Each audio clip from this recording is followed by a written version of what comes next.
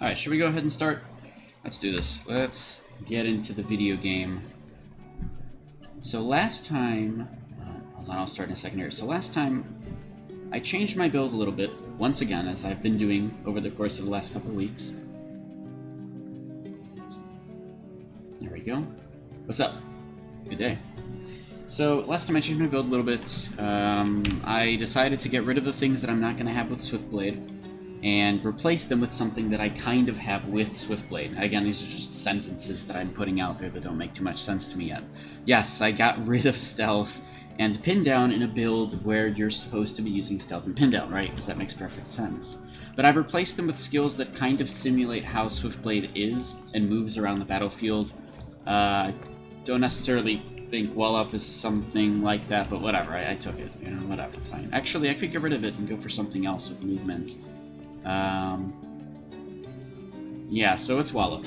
I mean, there's some Swiftblade abilities that are just kind of there and do damage at a close range, so I took it. And then Overwhelm is kind of interesting because of the fact that this lightning one makes you jump over the target and then go 15 meters. And it used to be 12 meters, and I was like, well, this is pretty good. And then they've increased that to 15 meters, which is even better depending on what exactly you're doing on a battlefield. For a melee, this is kind of weird. However, there are some funny little combos between using Overwhelm, which takes you a distance from the target, and Absorb Life Force, which when you get distance from the target, they get stunned. There's some purpose in this, probably more so in a open world raid versus raid PvP, and I like that sort of combo. There's those combos that you can do with Absorb Life Force when you're paired up with Swiftblade. The important part is that in Swiftblade there are other ways to slow people. So with my Executioner build, I don't really need Crippling Mire if I have other ways to slow. And of course now I'm going to be practicing without an ability to slow, other than causing Shaken with Triple Slash. So this kind of puts me once again at a back foot in my practices, but I'm trying to get a little bit of a feel of Absorb Life Force, as well as some of the movement that may exist once Swiftblade comes out. So that's kind of the premise for today and what I'm going to be experimenting with. Also, one more thing to point out is that in some future patch, maybe it comes out with 6.0, we don't know yet, but there are additional ancestral skills that will be given to us to use, and Absorb Life Force is one of them, where there is a Flame Absorb Life Force, and that makes it so that it actually does physical damage, which is kind of okay, you know, extra physical damage, why not? It channels, it just does it while you run around and attack them. So we'll give it a go. There's not too much else to say about that, it's just something interesting. Otherwise, this is just pretty much it. So, you know, I'll be doing this throughout today. What else? Otherwise, I'm just answering questions, helping people out. So if anybody has PvP-related questions, feel free to ask those questions, and I'll do my best to help out. PvP questions, theory crafting, I'm totally happy to help with that stuff. This is generally what we do on the stream anyways, is I'll go ahead and answer all the questions that everybody's kind of wondering about and trying to learn more about as we get closer to the release. And then, I don't really have too much of a streaming schedule. I've been trying to stream every other day. I don't think I'll be able to stream tomorrow or Friday, but I'll probably get back into it on Saturday. And just in general, I'm going to be streaming more and more often as we get to the release, and especially once the PTS comes out on October 1st is what they're hoping for that, right? Once the actual game is released, I will be playing full-time. That means I need a lot of food and water around me, because I will literally be here just chilling with chat, hanging out, playing a video game, and helping entertain people, just, you know, my regular way. I'll have some other folks in Discord as well. We'll just be bantering about, and it'll be a lot of fun, so I'm really excited about that. But I will be doing that full-time once the actual release happens. And until then, just kind of practicing with different builds. So this is the, again, like I said, it's the premise for today. Let's just go ahead and step into the arena and start losing a whole lot as I try this and mess around with this new build, right? Again, I don't really care about winning or losing. I just need to make sure that these combos work the way that I want them to, and especially Absorb Life Force, because in a 1v1 scenario, there's really not much use for it. It's nice because it actually denies the opponent some healing received for about 6.5 seconds. The actual healing received for the target is reduced by 60%, which is a good way to deny a potion, I guess, is the only thing. But otherwise, there's not much else, right? So that's kind of the point of it. But I'm still going to see if I can get a feel for it. So here I'm fighting a Spellsinger. It's a Spellsinger, they're going to get the first hits and win first, especially if they just combo Backdrop Lightning Bolt or Firebolt as lightning which will take me down to half health instantly with how powerful it is. But maybe Absorb Life Force will work there because they're trying to keep a distance and it causes a stun, which would be interesting. They won't play, again, it's not a big deal to me, I don't really care. But let's see if I can actually make Absorb Life Force work here. So they're doing that. I don't actually have this anymore. There we go. I don't actually have stealth anymore, so I can't really just use stealth. Wait, what? Oh my god, I actually walked between them on my screen. Hey, but I made him waste something, so that's even better. You see how powerful it is. That one move is just so good. So he kind of whiffed his abilities there. Doesn't really matter to me. But whatever. Nice stun. Do that. Ah, I didn't do the Absorb Life Force the way that I wanted to. Took him down to half. Again, it's not really my priority here. He's playing Plate, and he's playing a build that'll just instantly destroy me, because it's Mage. Mage is a very powerful 1v1. But I need to make the Absorb Life Force work. At least, hopefully, in my favor. Okay, that didn't actually stop. Cool, that didn't actually stop freezing steps, that's okay.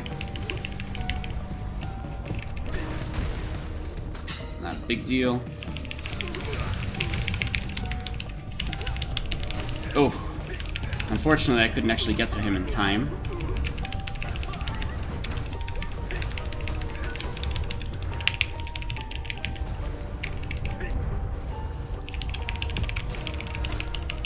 Pretty decent in terms of actually doing combos, but again, he's just got the ability to stay away from me and do a whole bunch of damage at the same time, so not a big deal. I can actually whiff a lot of his abilities, but he doesn't need a target. Well, he doesn't need a target for most of his stuff, just some of the single target ones like Chain Lightning. So, whatever. No big deal. I don't want to be going up against the Spellslinger the entire time, because the fights in those are a bit too short. Plus, if they're just going to go Plate, then whatever. There's no way for me to compete. But still, I didn't really use Absorb Life Force the way that I wanted to there. He wasn't healing, he wasn't even trying to run away that much. It's really good against archers. The whole point of Absorb Life Force, I think, kind of with the way that I play, is that in a big fight with a whole bunch of people, I can teleport between locations, especially if I'm using something like, you know, the Swiftblade teleport ability. And just throwing down an Absorbed Life Force on somebody and then teleporting 20 meters away, instantly causing, well, I'd have to be over 20 meters away, but somewhat instantly causing a stun on somebody far away and denying them a couple of seconds of something, helps. Especially if I'm trying to run away anyways and go to a different location, I can just throw a stun on somebody and then go somewhere else. And it's something that I want to be able to play with, especially, again, since I don't really need Crippling Mire if the Swiftblade class has other ways to cause slow and shaken, and it does, which will be really nice. And the whole point here is that I'm going to replace Shadowplay with Swiftblade. So, I mean, again, you know, Lightning Overwhelm doesn't really have too much of a use in these fights. You know, I could use Absorb Life Force followed by Overwhelm, and then, I don't know, Tiger Strike back in. I mean, I'm just causing a stun so that they're kind of confused for a moment, which technically, I guess, works, right? So we'll try it again. Actually, let's just see if I could do that one very specific combo. Literally just stun, Absorb Life Force. It would have to be just Absorb Life Force and jump over him and get 20 meters away. That's it. That's the whole point of the combo. We'll see. Maybe that's an interesting opening, actually. Maybe there's some merit to it. But I gotta be playing differently, because if I keep playing the exact same way that I normally do, there's no point. I'm not gonna be doing this build anyways. And I've already practiced a whole bunch with my actual build, and I'm pretty happy with it. So this is a Shadowblade. This is going to be a close-up range fight. Probably going to go Plate, and since it's a Witchcraft build, there's a whole lot of crowd control effects that I can't necessarily get out of easily, and sometimes dependent on just being close to him. So we'll see if I can cause him to whiff some of these AoE abilities just by being in a different location at the time. And, you know, Lightning Overwhelm might be a good way to do that. We'll see how this goes. But, should be a fast fight. Not a big fan of the fast fights in 1v1. This is why I don't like 1v1. But it is still a good way to practice. Alright, one plate, no big deal. Let's see if I can do something here.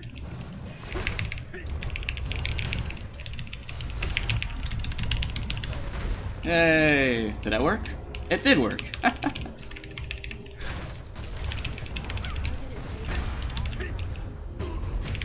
Ooh, well, at least my thing worked. I'm pretty happy with that. Okay, I don't really care. I'm actually really happy with the fact that the Absorbed Life Force stun worked the way that I wanted it to. Again, not really much of a point in 1v1, but it does work quite well in open world. Very, very reliable build. Okay, so I already caused him to whiff one thing, which is good.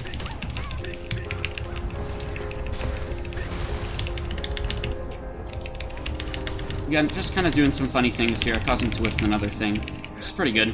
I'll cause a little bit of time delay here so I can get some abilities back. Yeah, look at that, he's actually trying to run away. Alright, well, he's wasted those, which is kind of nice for me, again. Good. Really, really nice. Ooh. Good deny on me. That stun actually... I'm not sure how that worked, but that's okay.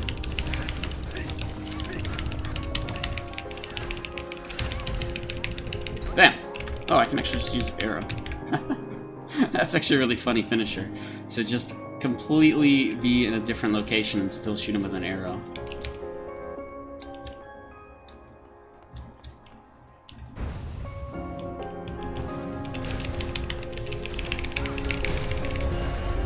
Alright.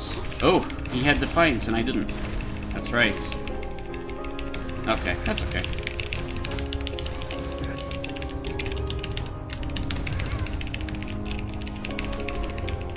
Alright, I'll go ahead and do that. He's locked inside. That helps me a lot. Oh, he's actually running away and stealthing. Interesting.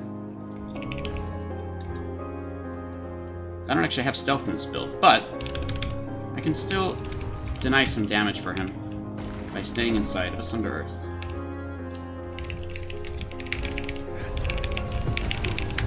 Ooh, okay, okay. Ooh, that's a really, really long snare, unfortunately. Can't really do too much during that. That's a bummer.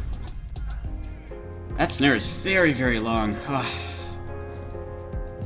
But I didn't have Defiance in that last fight, and he did, so had a bit of an advantage on me. No big deal.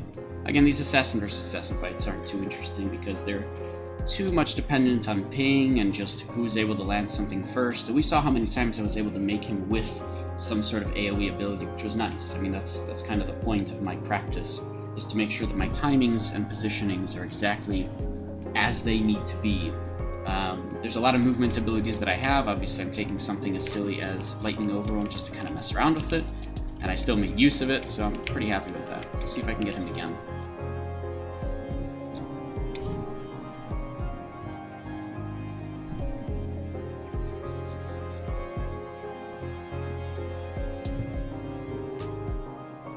I was really hoping not to use Defiance during the second fight, so that I would have it for the third.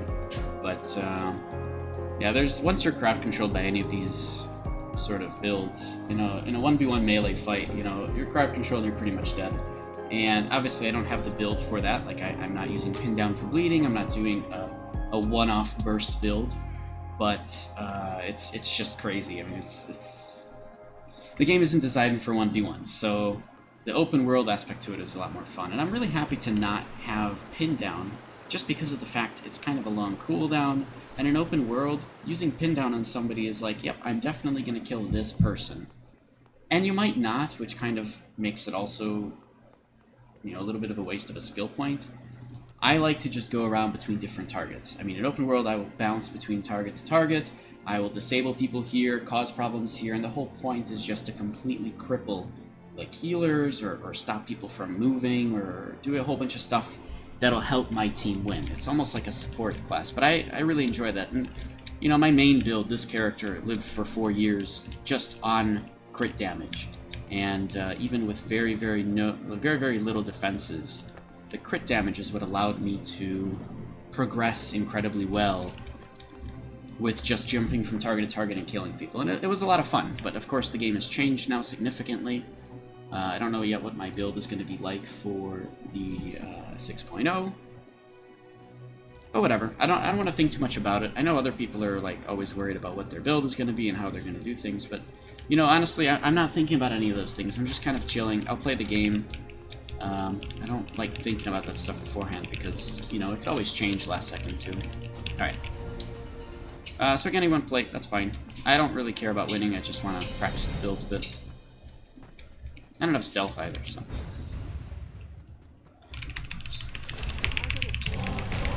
Alright, so once again, he's whiffed that.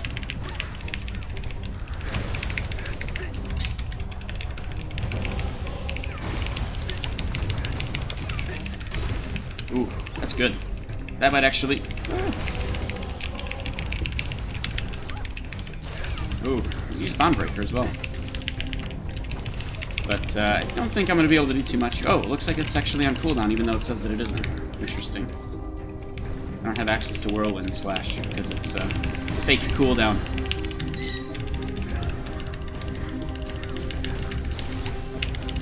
Yeah, it's okay. Yeah, Whirlwind Slash was on cooldown even though it said that it wasn't, so me spamming the button didn't actually do anything for a very, very long time, which was not a great way to be in the middle of a fight, you know? Suddenly one of your abilities just doesn't work. Unit ready. Ah, okay, hold on. Oh, that didn't work. Okay, that's okay.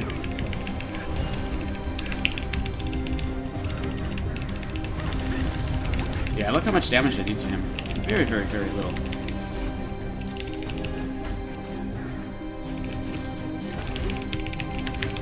Oh! Man, his ping is very good. His ping is very, very good. You can see that so clearly this day. I mean, not only that, but just so hard to do damage with this, Okay,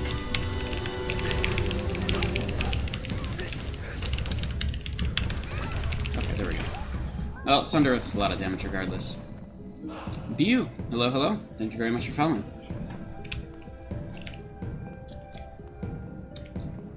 Alright, so now I don't have Defiance, so he's probably going to win this. You know what I can do is I can open up like this. Just completely deny whatever he was trying to do. Ah! Oh well. Yeah, CC is too powerful in this arena. Not much that you can do. Ooh, a lot of movement. Tons of movement. Okay. We're just getting our cooldowns back. Ah. Man, he's able to do a lot before I'm actually able to respond.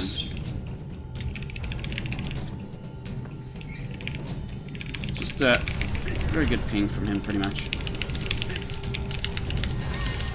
He went and used that, so that's fine. Go ahead and delay some more time. If he uses his potion, that'd be great, because I had Absorbed Life Force on him. Okay. What I can do. I mean, he's just going to open up with the crowd control effect because I don't have stun. Oh gosh, not only that, but there's so much that he's using for advantage. This is still going pretty well for me for somebody who's not even using, oh, never mind, that didn't work. Didn't trip him, that's a bummer. Wasn't able to do any damage there. Okay, that was not bad. Oh, at the end, though, I think we just both didn't have anything off of cooldown.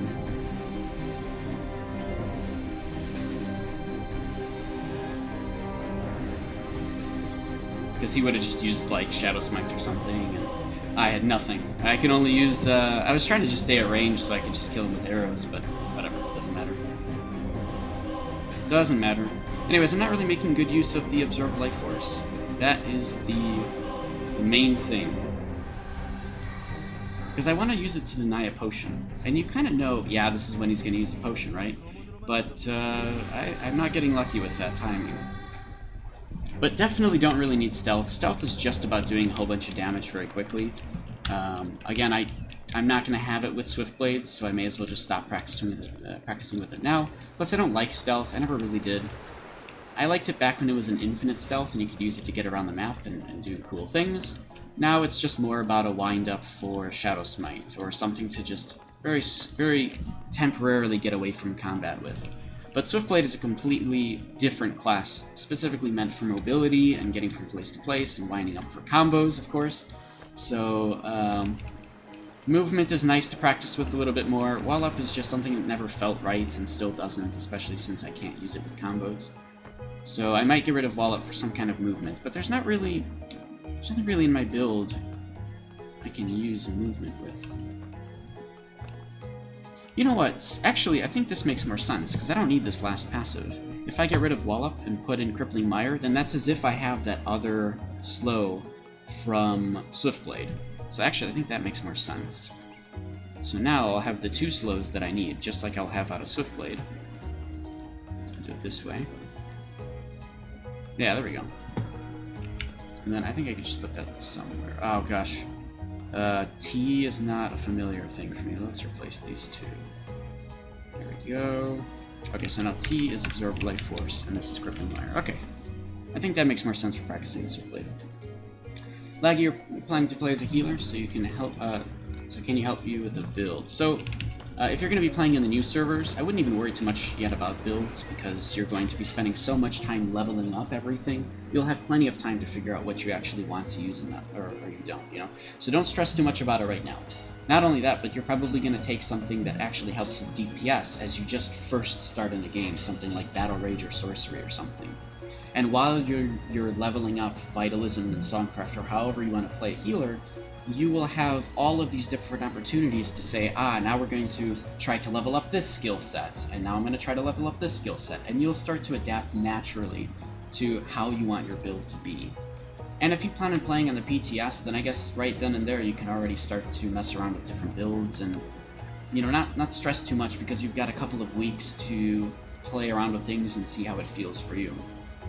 So I think if you have your skill sets decided, I can kind of help and give you an idea of what you can accomplish. But generally, you know, I try to encourage people to create their own builds just based off of the knowledge of what stuff does. So go to something like arcagecodex.com or .net or whatever it is, and then just, you know, plug in your build there. If you're going to be a confessor, that works. Just, you know, go there, plug in your build, and then start reading every single skill. See exactly what they do, see exactly what the combos are, and start to think, what kind of things can you accomplish? How is this going to help out your team? Especially as a healer or as a support, you want to have that in the back of your head too. How am I going to keep myself alive, right? And then you might say, you know what, this skill set doesn't really work for those reasons. Let's try something else. And then you might, you know, just keep theory crafting and come up with something else in that sense. I think Confessor works. You don't see it as much as a support class. Let me just bring it up here very quickly in the background. I know the game is lagging a little bit. Gosh, I have to pull it up here. Bew, can you still get people stuck against the wheel of a ship by walking behind them? Against the wheel of the ship? You used to be able to... And there was a free kill since they couldn't move at all. Stuck against the wheel of a ship. That I have no idea. That's a very specific question. I don't even remember doing that at all to begin with. You used to be able to. They were a free kill since they couldn't move at all. I don't know if they've changed anything with the mechanics for when ships move and stuff kind of fades in and out of the screen. Maybe you don't see it or something doesn't load quick enough. So if the wheel can get stuck on someone, which I'm assuming that's what happens, is these 2 collision boxes just overlap, then I would assume that they probably did not fix that. But I don't know, because we don't get that as part of patch notes, right? Those are very specific. Yes, we fixed these collision boxes.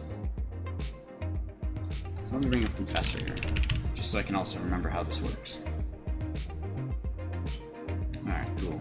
Songcraft, Shadowplay, Vitalism. So it's a very... I mean, you've got both sets of support skills. You're using Shadowplay, obviously, as a way to be mobile, get around the battlefield a little bit better, and possibly stealth, I guess, if you want to just do a revive or something.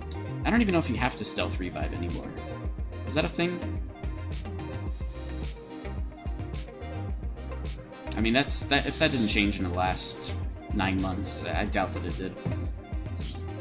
But here, I can do this, close that. So here's Confessor. Hold on, there we go. Right, so here's Confessor. So you were asking, builds or something, but since your main focus is the obviously supports from Songcraft and, honestly, well, I'll get into this in a second, and Vitalism for the healing, whatever your third skill set is going to be is mostly about keeping yourself alive or being able to traverse the battlefield. And Songcraft is nice because it already has that. It has a lot of survivability, and it has a lot of crowd control effects to keep you alive and your team alive. It's a support class, it's for that. But the big part is it has a lot of mobility already. Now, Shadowplay is nice because, it gives you additional mobility and such, and it's cool. I actually think that there is one combo with Vitalism here, unless I'm thinking of Occultism. Right. So there's other things you could do too. A lot of people will do a Mend combo with Occultism because you can use Mend a lot, like much more often, if you're currently under Occultism's Pain Harvest skill, which lasts like a minute, and you can just use it whenever, pretty much. So, there's other things you could do that combos with Vitalism. Same thing, there's other things you could do that combo with Songcraft. So, I would just look through the different skill sets, read everything very, very closely, see what kind of combos you want to do, go to the PTS, try it out, see what feels best for you, but don't stress too much, because as the game actually begins and starts, and we're all playing on new characters, you're going to have plenty of time to try out different classes, try out different skill sets together, figure out what works better for you. Maybe you don't even want Songcraft. Maybe you don't like that. You like the mobility of it, like Swiftblade better. I don't know. I'm just talking out of my ass, but generally that's what it is, right? So try it. You're going to be trying out different things, and then hopefully you'll find something then. But I know a lot of people are stressing about what their build should be, or, if it's going to be meta or not. But with 6.0, a lot of the meta probably will stay the same. A lot of the best classes will most likely remain the same. But now everybody has to keep an eye out for Swiftblade that's thrown into the mix.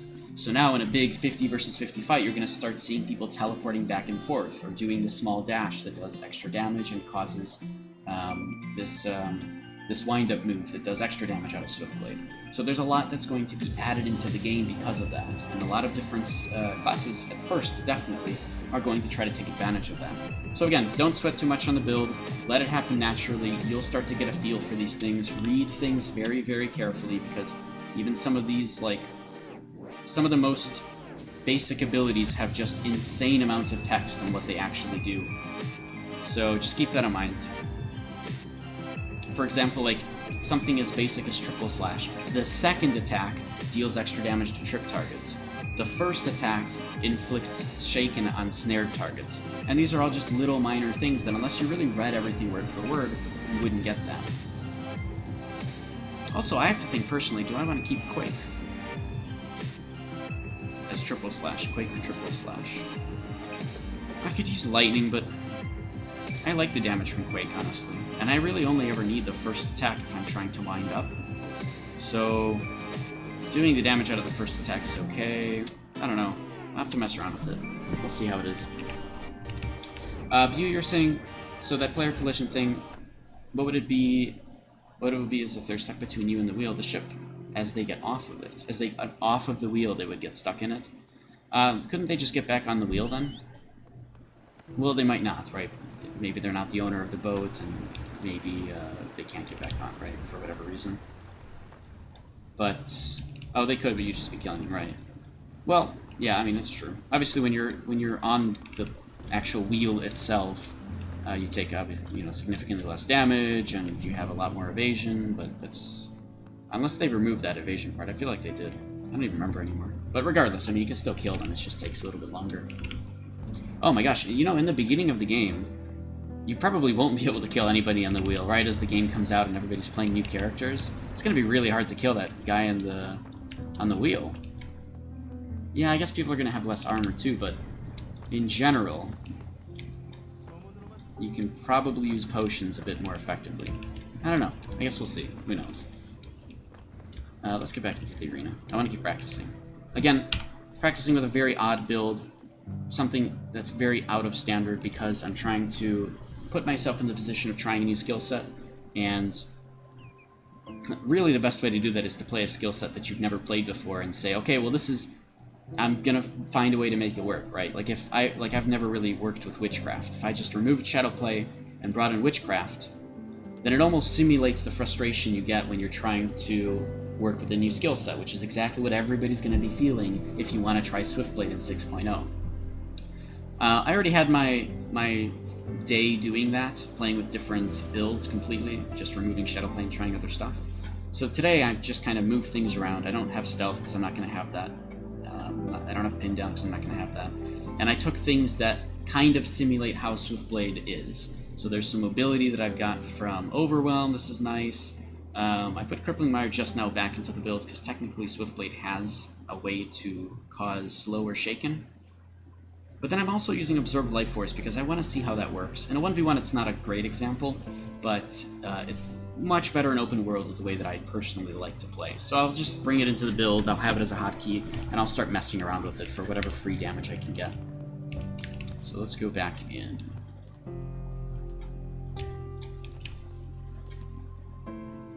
Alright, cool.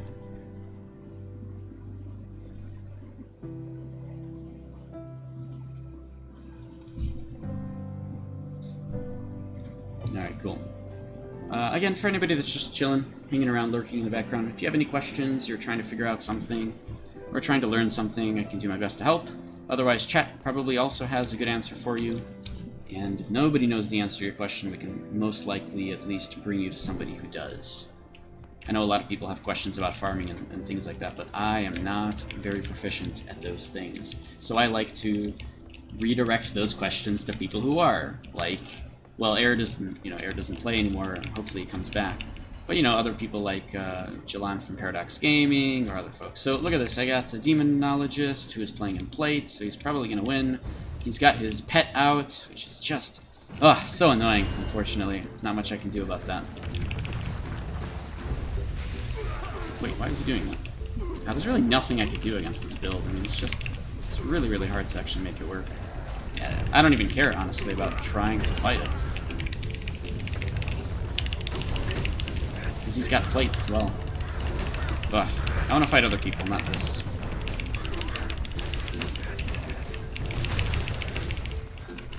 Still did a lot of damage, actually. Kind of surprisingly. But man, he's just going to open up with every crowd control in the world as a Demonologist. It's not really fun to fight against.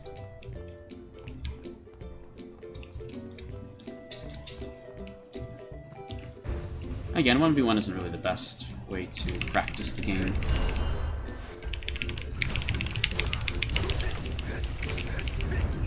Okay. Oh, perfect. Actually helps me a lot.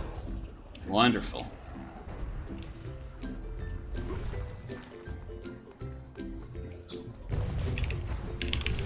Ah, gosh, forgot the instant. The instant abilities are too good. Not only that, but I really can't do too much here, can I? Still didn't stun.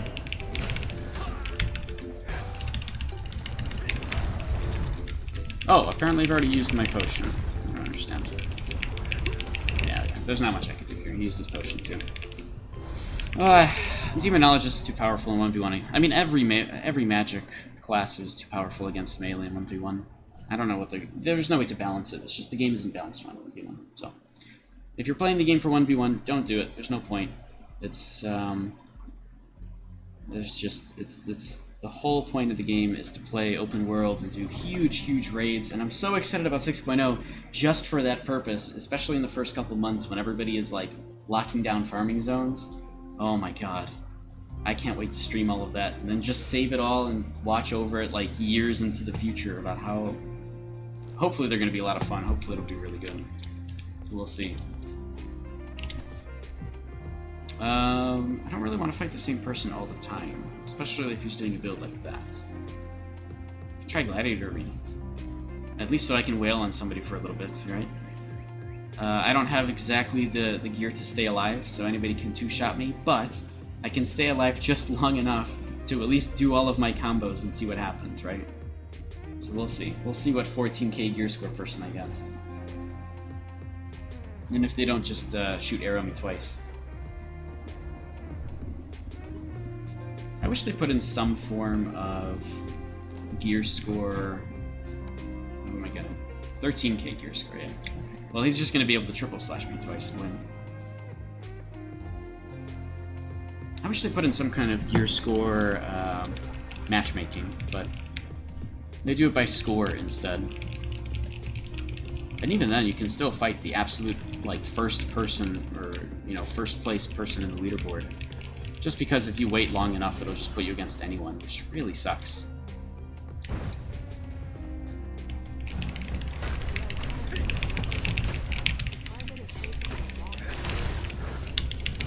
Oh, I forgot that you have... Yeah, look at that. 2 whirlwinds and it's done. Literally not a competition. So this is why nobody plays in legacy servers. I mean, it's as simple as that.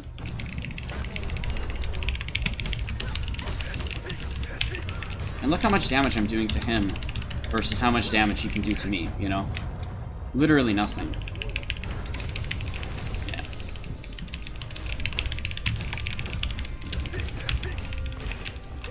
Oh well. No big deal. We'll go back into the other arena. 7 big. What Q gives Haram... What? What Q? What Q gives free Haram weapons? I don't know what the letter Q has to do with this. Are we shortening a word? There's no Q. You don't have to wait in any queue for Haram weapons. You do quests for them, though. It's just the mainline quests are the ones that give Haram weapons, if that's what you're asking. Man, we could just spell out words, you know. We don't have to shorten everything.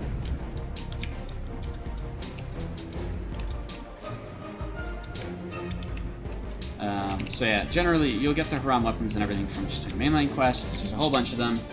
People will progress down that pretty quickly. They'll get their free arcane set of Haram, and then, well, I should say that they'll get their pre-Haram gear. They'll probably be re-rolling them constantly because it's very cheap to do so and just costs labor. They'll re-roll them constantly until they get the stats that they want, and then move them into Haram, which works. This. So we'll see how that plays out, especially once the PTS comes out. We'll see how all of that works. We'll get more understanding of what our server gets for it. And, you know, I know that a lot of people are, you know, kind of looking at the Korean servers and the Korean patch notes and everything and saying, this is most likely what it's going to be like. But it's important to realize that's most likely what it's going to be like. I doubt that they're going to do very many differences for our server, honestly, but something can happen, right? There can be still differences in place. So I got the same Demonologist. Still not too much fun to fight against, but whatever. Hey Invictus, what's going on, man? Streaming a little bit earlier today, so you're able to catch it. Yeah, this Demonologist opens up with stealth. Or no, not stealth, mirror warp, so that I can't even get the first crowd control off. It's just these fights are too quick. They don't actually give me a chance to mess around and do different things.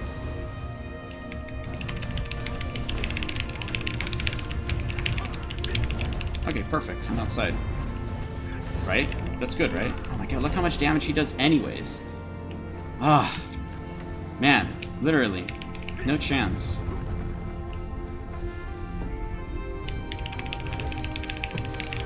Oh my god, it literally never ends. There's just so much crowd control.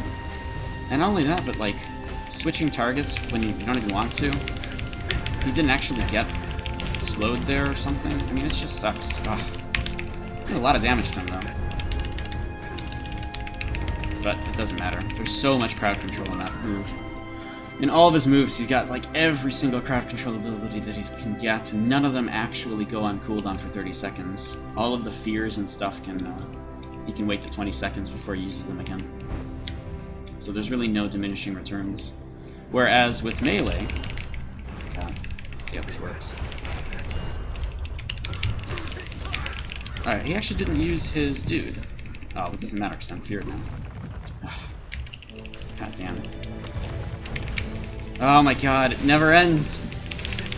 Look at how much crowd control he has! Okay. And obviously I'm in the wrong position. There's not much I could have done to get out of that. Flame Bolt, that's okay. 60% reduction in accuracy is nice for sure. Ah, of course. Perfect. Oh, and he's also whiffed an ability, which is nice for me.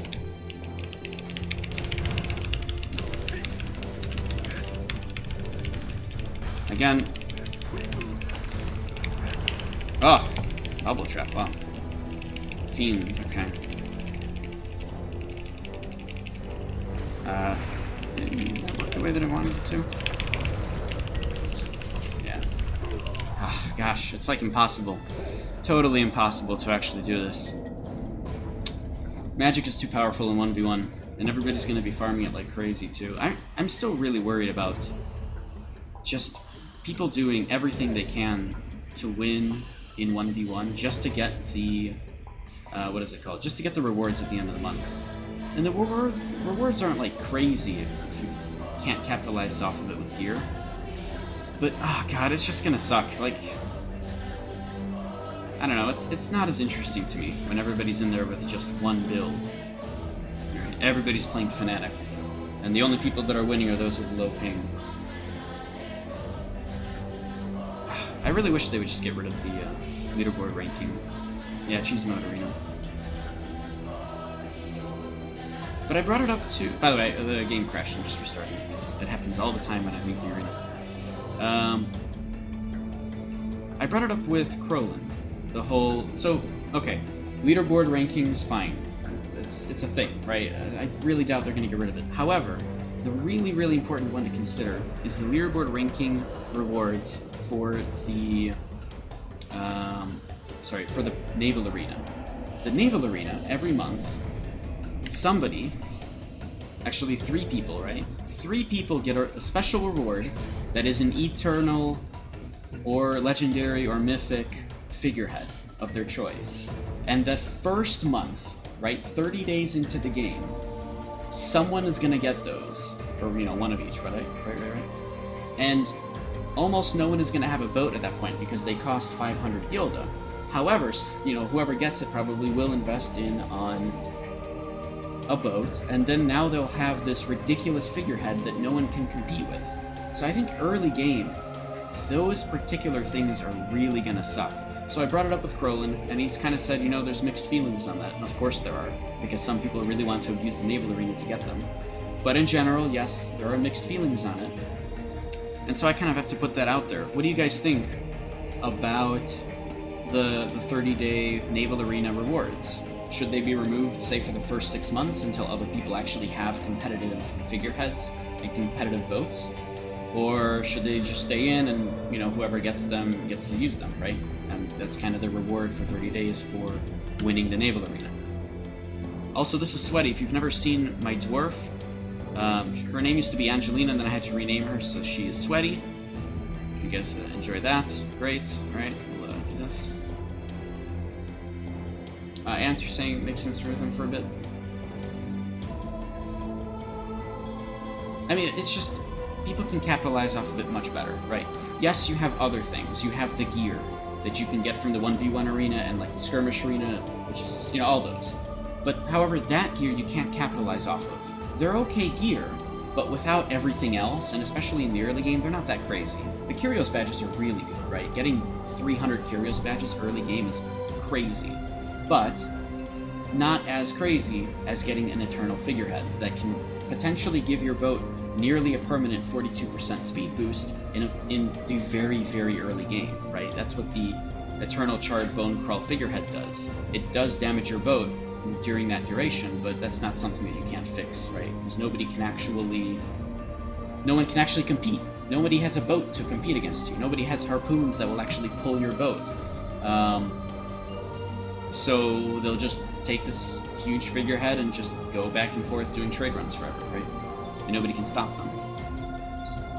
Baby Cannon, you're used to live servers where a certain guild would fix Naval Arena fights. It won't really happen on the new servers, right? It'll be very hard to fix the Naval Arena fights, but it will still happen. People will do anything they can to guarantee a win. They'll go into the Naval Arena with 50 people just to guarantee that 2 people will win, right? Because then everybody literally in the arena gets 1 person to win or 1 team to win. And if everybody is from your guild, you can do that. And fixing the arena is something that will absolutely happen on the new servers. It might be harder, but it is still a thing, right? Everybody just gangs up on the people who are in the arena that aren't from that guild. And I'm kind of scared about that because it sucks. And if there were literally no rewards at all for ranking in Arena, there would be no reason to actually fix the arena whatsoever. It would just be people in the arena actually trying to get Curios badges and just testing out builds and having fun, as opposed to doing everything they can to win with builds they don't normally use, with gameplay styles that are just abusive and exploitive, and you know, that's kind of how it is. So I've always been against the arena rewards every month, but I think that at the beginning of the server especially it could be a huge problem.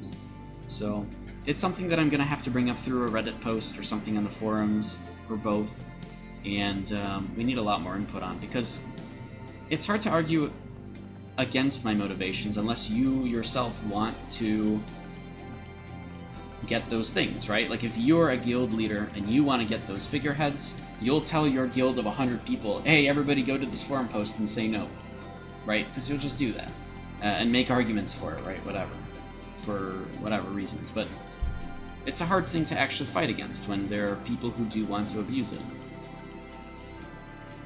So assuming the same thing is going to happen, it's not cool in the opening months of the server. People are already planning on trying to get those. Is a problem. Yep. Oh, right. Oh, they weren't sending alts, they were queuing with only their guild, quitting out of it if they got strangers. And one side would throw the fight, so their chosen one would win. And you're saying, it's annoying when you queue 5v5, 10v10, or FFA, and everybody but you is on the same team. And that's going to happen too. I mean, again, the only reason this happens is because people will do everything they can. They will not play fairly at all if they don't have to, if it means that they will guarantee themselves the top spot to get the rewards, so that they progress slightly faster than everybody else. Just the figureheads specifically are really powerful in the early game. For the first 6 months, nobody can compete against them. Zeri, on Legacy, for Navals, most of the top-ranked players are 4K gear score alts. To farm the rewards, check out the rankings. And I have no doubt of that, yeah. For sure. Let's go free for all. Oh, you want Naval specifically. I'm sure that they all are like that, but I mean, it's exactly what it is. Here's a lot of people that... How do you even check? I guess it's 0 doesn't mean anything, right? But 4K gear score. I mean, some of these are low gear score, some of these aren't. I mean, there's one, obviously. We just saw one. There's a bunch more. But these are people who obviously all queue up, and, you know, the point of alts is they're not supposed to be the one that actually gets the reward. So they're just there to maybe win sometimes because they're on the same team as the actual person you're trying to feed. So they'll get up in the rankings like this pretty often. And it sucks. I don't know. It's way too abusable, but when every single guild wants to take advantage of it, it's going to be a hard thing to fight against, right? I can go and make a Reddit post, but then you're going to get 300 people that are all saying and told by their, you know, guild leader to just say no, don't do that, and make up excuses, right? Because there are legitimately excuses. You don't actually have to make them up, right? The main excuse is we want competition for these arenas. And it's true. I totally get that. But that doesn't counter the argument that it's too powerful. You'll still get your competition. You can still be the top of the leaderboard if your rewards aren't that high, right? You still have bragging rights. If you actually fairly got to 1v1, you know, top rank, top 10 rank. Because that's real bragging rights if the actual people in the arena aren't there for the rewards at the end of the month. That's actual bragging. Because you won't have people doing every single cheesy build in the world. Laggy, is the demon form strong? So you're specifically talking about the Warborn's demon form, or alternatively the dwarf's transformation as well. And early game, they are going to be pretty good. I mean, they are very powerful in the early game because they do a decent amount of damage. The thing is, these transformations don't benefit from your gear. They have a fixed amount of damage, a fixed amount of HP. There's a bird over there who wants to say hello. And so they're pretty good in the early game. But in the very late game, you'll find that there's really no point.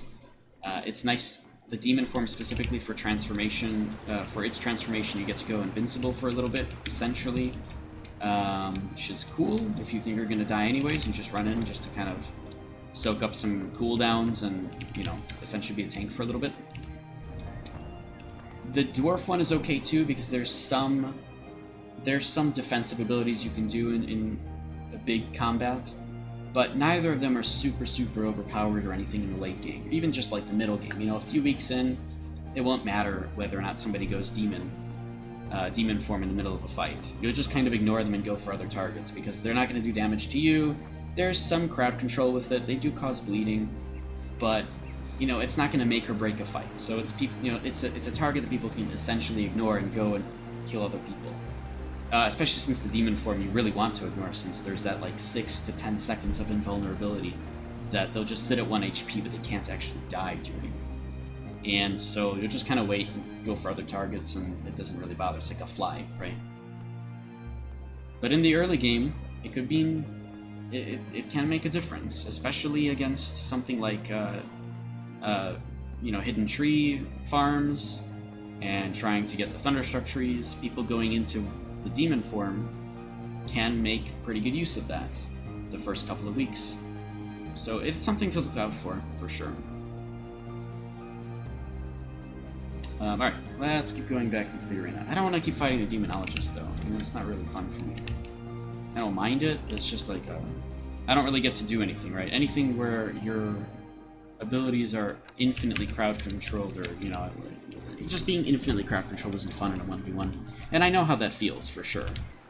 And I know what it's like doing it as well. Obviously, I'm an executioner, and there's a lot of crowd control ability that I'm able to do in 1v1. But I don't play for the 1v1s, I play for the open world stuff. Ends, Hidden Tree Farms, you know about the massive bot farms inside of mountains? Yeah, I would hope that that's something a little bit easier for them to police against. I guess we'll see. Who knows? But yeah, I mean, there will be people who exploit and go under the map and plant stuff underneath maps. And again, there's a lot of known places where that's a thing. I would hope that that is strongly policed. Not only that, but it's like the easiest thing to police against. Because you could actually go there every 6 hours to like just different spots as a GM, teleport to all these different locations, and look at the name of the person that planted it, because it's literally there. And then if somebody wants to risk losing their account and, you know, the $25 they invested into it, as well as whatever time, then let them risk it, I guess. But it's way too easy to police against. And given that this is a different company and it's not how Triant handled it, we'll see what actually that means. Almost every mountain in Peacezone right now has a farm inside of it. Oh my gosh. But it's, I mean, that's a problem too. I know that we're kind of moving away from that topic that we were on before, but whatever. It's all good.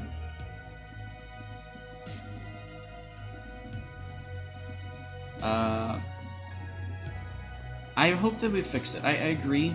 It's a hard thing to fix when the mechanics of the game say this type of texture you can plant on, right?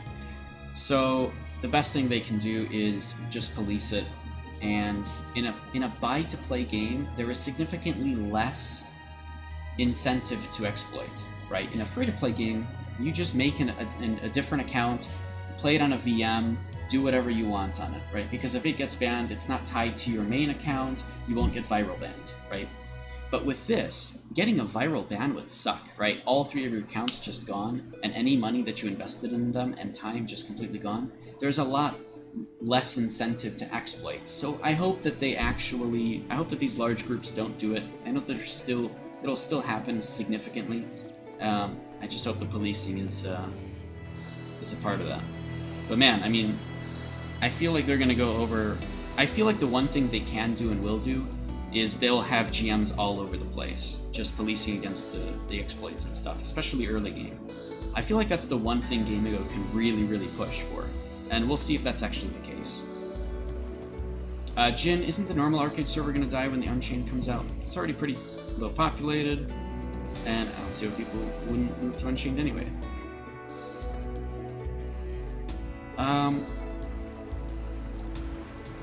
So, yes and no. Yes, because no new player will ever go to legacy servers from now on. There's no point. There's no point in ever going to a legacy server, period. I mean, that's just that, right? The legacy servers have suffered from so many exploits, from so many different periods of dupes and hacks and blah blah blah. It has so many buffs that were given to us years ago that we still have to this day, right? I even carry those buffs too, that, you know, we got years and years ago that nobody has access to anymore. And so, I mean, yeah, like servers eventually have to die out. It's just gonna happen because there's just no incoming players, period.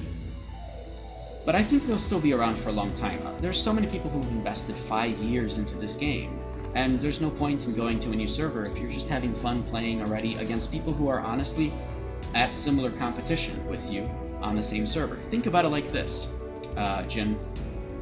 Everybody who's invested 5 years of time, or something like that, and is playing on Legacy servers right now that is going to continue playing, those guys are going to be the only people playing against each other, and they're all similar gear score.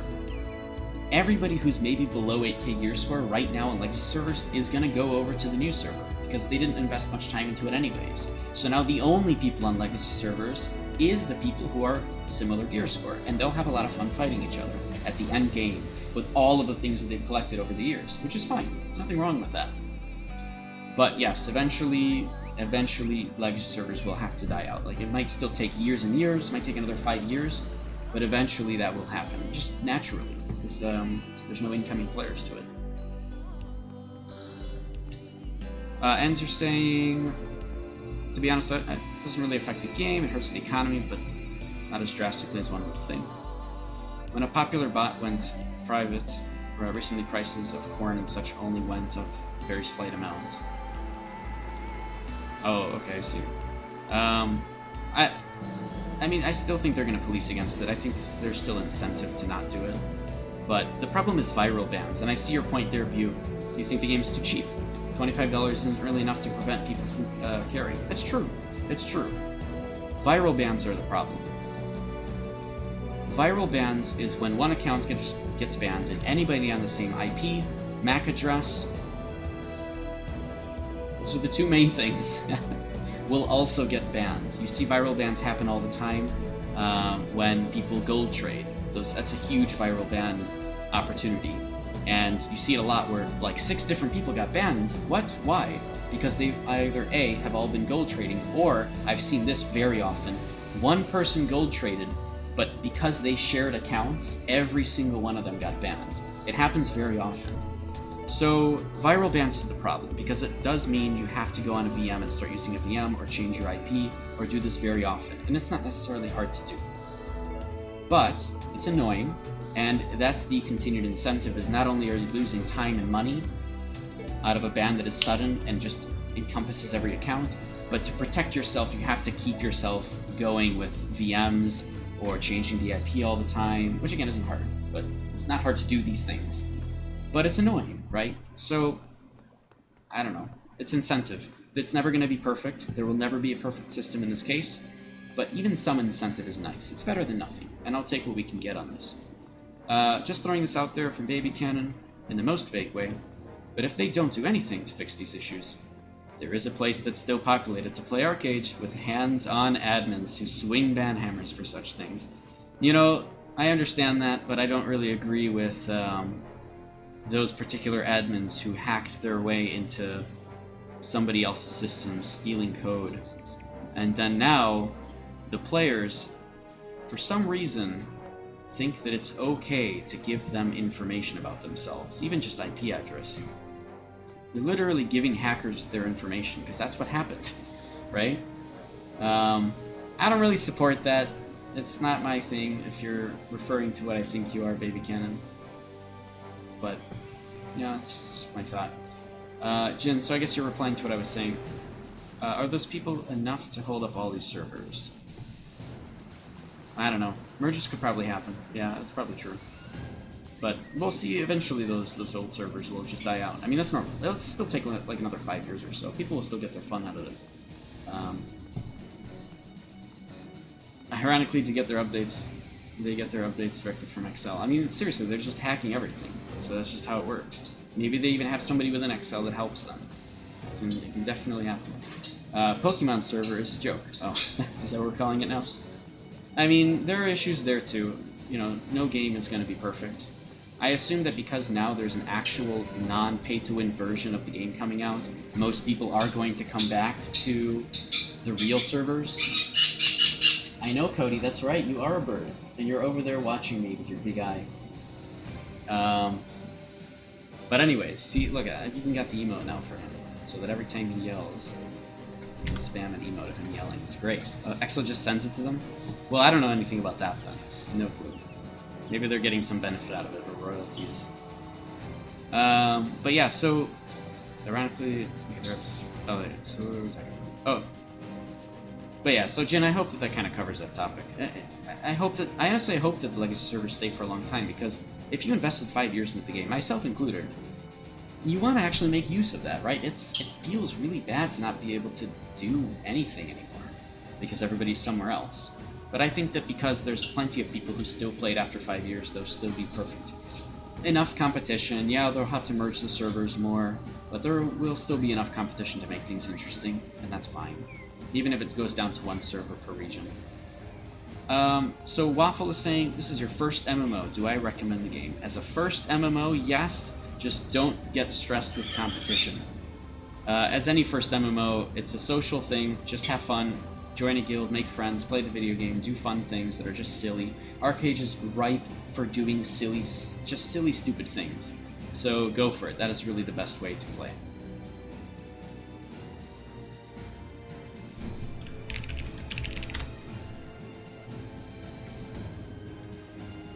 The Pokemon Masters are doing shady stuff too, like selling generated gold. I've heard a lot of problems, but I'm not going to mention those specifically. And only because it's not that big of a deal, right? It's somewhere else, let them do whatever they want. So Lineage 2 had private servers, and I used to be a GM on them, and I can tell you from a fact that as a GM, people would go and give people gold. It happens. You're playing to be away from the actual company, or to play for free, or to get things for free, or just to pay less for them, right? And that's usually what it's about. It's usually a money thing. People will play on other servers because they don't want to pay money to a different company, or because they don't want to. I know, Cody. Or because they don't want to, pay as much money for the things that they want to get. But the whole point of the new servers that are coming out is to literally be on fair grounds. And because of the way that Haram works and actual progression in the game works, I keep saying this, and I still agree with it completely. If somebody joined the new servers that are coming out next month, 1 year after the game came out, it's not going to be as fun. Obviously, they missed the prime time, for sure. However, they can still take a couple months, and within a very short period of time, catch up to the point where they become relevant in fights. Because it's not hard to do with Haram. Cody, do you want to come over here on stream? I can bring you out. People want to see you. Is that what you want? He's just staring at me. He just wants attention. This is what he does. Thanks for following Rudus. Hopefully that's some way to say your name. Or Rud. Appreciate that. Again, for anybody that's just kind of chilling in the background, lurking, if you like the content, and if you ever need help with anything or whatever, feel free to follow the channel. You'll know whenever I go live. There are other places you can go. I have a Discord down below. I can answer questions after any stream. Alternatively, if you need anything, like if you want to theory craft with me, I like theory crafting, especially with Swiftblade becoming a thing. So I'm all for that. That's the whole point of the Discord, is to try things out, research stuff, and mess around with mechanics. So feel free to go to any of those locations, as Cody says, and check them out. Here are the links. I think that's the right one. Yeah, there we go. Perfect. Alright, Cody, do you want to come out of the cage?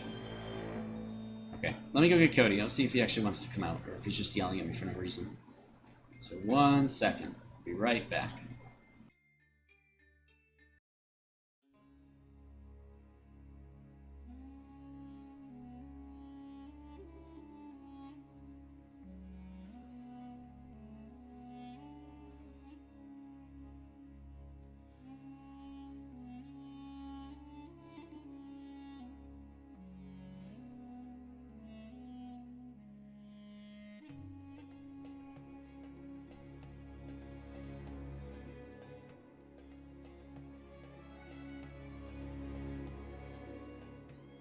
Alright, he doesn't want to come out. He went right back into his cage. But I did open the cage, so he'll probably fly over to me at some point. Cool. Alright, let's go back in the arenas. Hopefully, again, not fighting the same person over and over.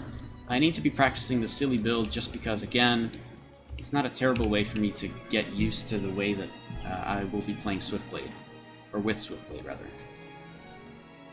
And I think the actual class is called Cursebrand. Oh, Boxfell. Okay. This is fine. Alright, got it. So again, I'll be replacing Shadowplay with Swiftblade. I am just so excited about the mobility that I'm going to get out of it. If it works, cool. If it doesn't, I mean, I'm going to give it a good go for a couple months or so and see what happens. But, I mean, I have fallback classes that I enjoy too, so I'm not too worried about that. Alright, fighting against a different Demonologist this time. Still doesn't help. Still really annoying. But whatever, we'll get through this very quickly. Again, if anybody has any questions, feel free to ask. Poltergeist? What's that? Oh, the box? Yeah, it could be. The problem is I have a box that's like right on the edge of the desk because it's behind my monitor. And my monitor's already on the edge of the desk, so sometimes that thing just falls. Alright. Let's do this. Cool, whiffed that. That's nice. What? Oh, I got impaled. Oh, because I was standing still. Alright, this is fine. Man, it's so annoying to fight this. There's just nothing you can do about it. Okay, let's do that. Oh, you know what? That's okay. I didn't use Observe Life Force the way that I wanted to, but that's fine. No! Oh, good. 60% accuracy reduction. Whoa. How did I do so much damage to him there? Oh, it doesn't matter because I am dead. Oh well. Yeah, there's not much I can do. It's too easy to win as a mage, unfortunately. Way too easy. But at least I'm getting the actual timings off properly. That's all that I care about, anyways.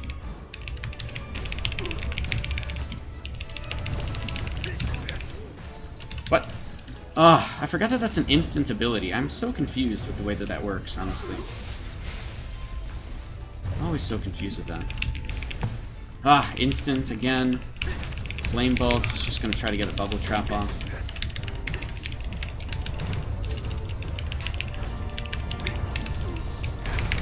Ugh. Man. So hard to do this.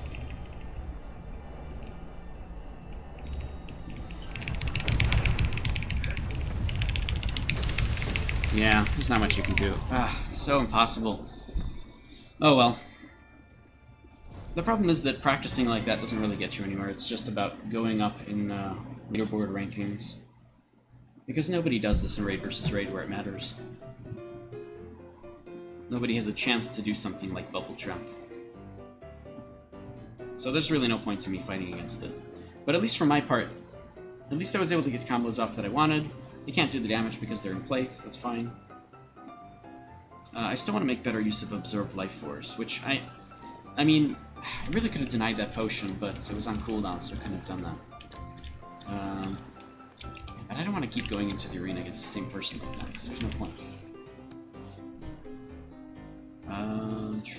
What else could I do? Do people do the 10v10 arena? Probably not this early, right? Alright, well in the meantime, if anybody has any questions, if you are looking for information about something, if you just want to theory craft about something, or you're looking for a different build, or whatever, feel free to ask those questions. I'll do my best to help. I know there's some common questions that a lot of people have been having, but again, feel free to just keep asking. I'll give you the same answers. No big deal. I know that not everybody's obviously able to get into the stream at the same time. This is a bit of an earlier stream than I normally do, so hopefully we'll get different questions, but no problem answering whatever.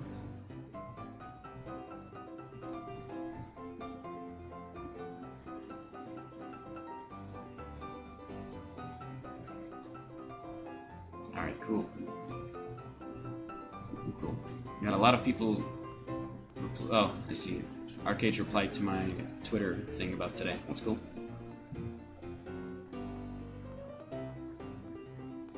Yeah, that's the thing, is I really want to actually... I need to make that post about the... specifically about... about the rankings and the monthly rewards that you get. Because this is such a big deal. I feel like it's a bigger deal than I'm thinking, and it's a bigger deal than what most people think. Just in general. Like, again, the arena ones aren't too bad. It's mainly the naval one that's a problem.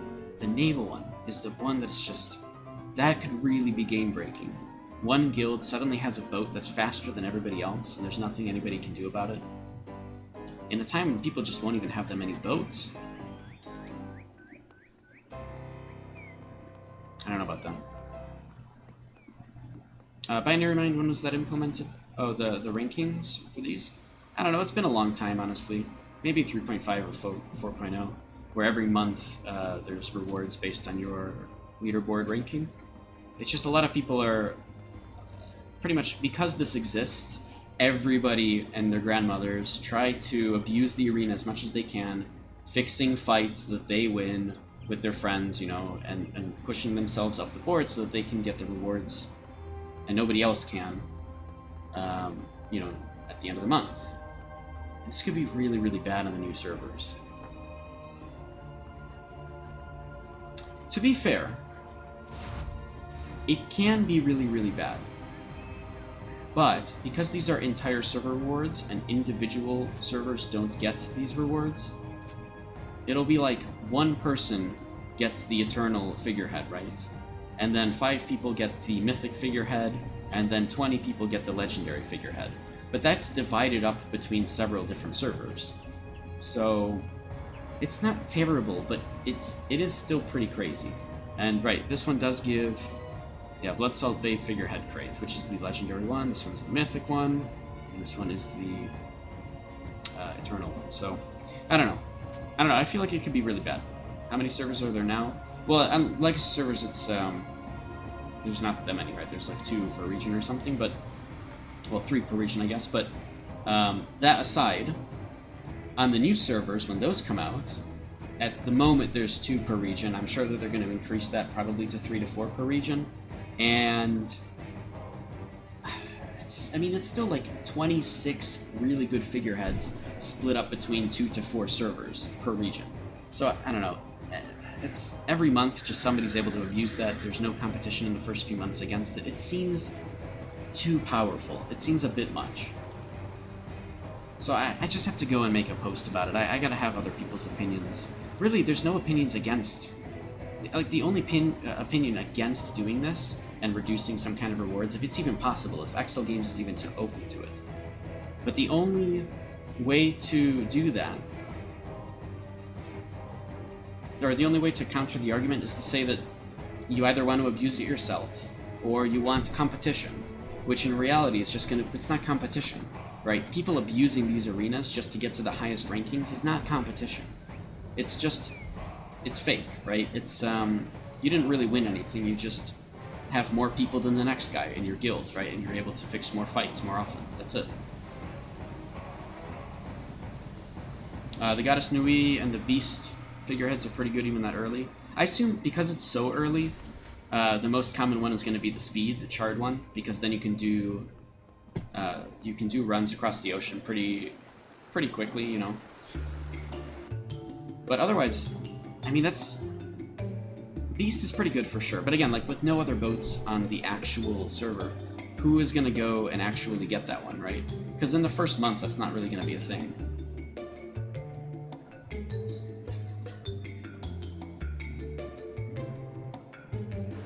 I guess you can argue that the regrade rates are a lot better now.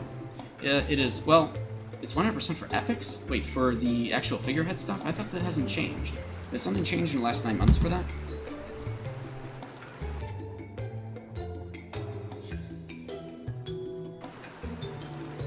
Because I wasn't aware.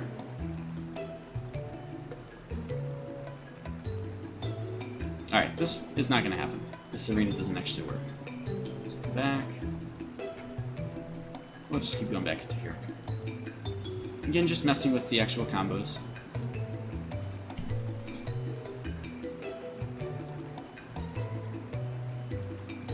My bird is just staring at me from the top of this cage. He's probably going to fly over at some point. So then I'll have the bird on stream. Alright, same Demonologist. Same demonologist. Ah, at least he's not using his pet.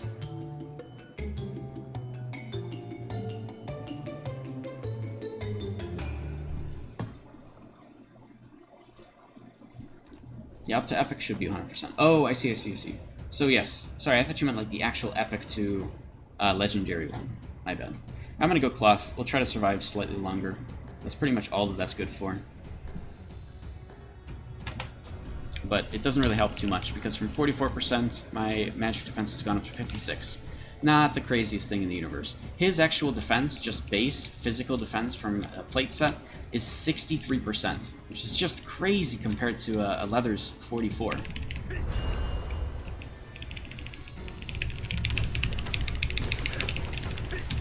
Oh wow, he's actually used that too. Okay. Well, great. Let's just go over here then.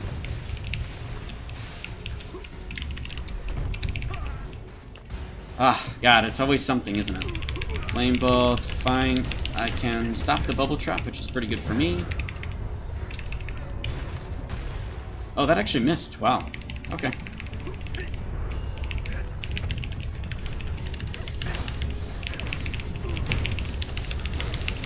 Alright, good. Do this. Now at least I'll take a little bit less damage while I'm inside of here. I really want him to use his potion. Oh, he actually stopped it. Never mind. He stopped the Absorb Life Force. No! Rest in peace. There's not much else I could do about this. It's an infinite amount of damage. Oh, yeah, there's nothing I can do about this. Gosh. Okay. Yeah, there's nothing you can do about it. Literally getting to crowd control for 1 second is all you need for a mage to win a fight. I mean, I can hold on to Defiance until the very, very end and just sit inside of Sunder Earth. And now he's bringing down the Fiend. Okay. Yeah.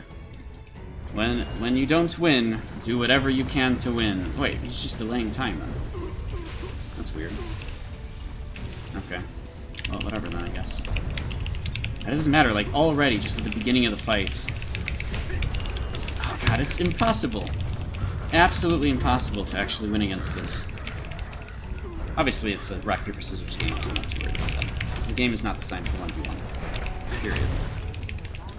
Man, to bring in the Wailing Dead when you're losing, that's a bit embarrassing.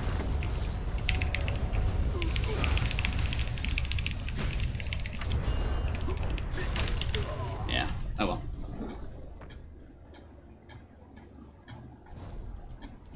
I don't even know why I'm fighting against him if he's so high ranked in the arena and I'm not. Man, they really screwed up the matchmaking. They used to actually have matchmaking, and it wouldn't put you in the arena at all. It would even tell you when it was going to increase your rank against, like, when it was going to bring you into arena with somebody who's high ranked, right? I feel like that was a thing back when the arenas first came out, with the ranking system and the rewards. They used to tell you and say, hey, we couldn't find anybody. We're now going to put you into a ranking where you can possibly be fighting people who are very high ranked.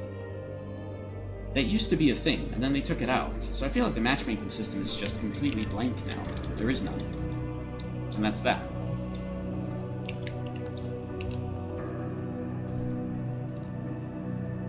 No.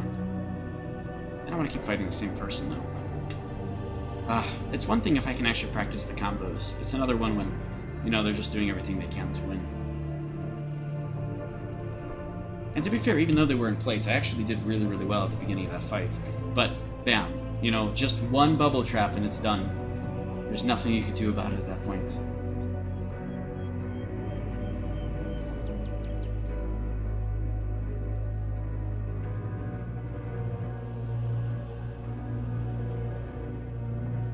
Alrighty. So as usual, for anybody that's lurking, feel free to follow if you like the content and you want to see more.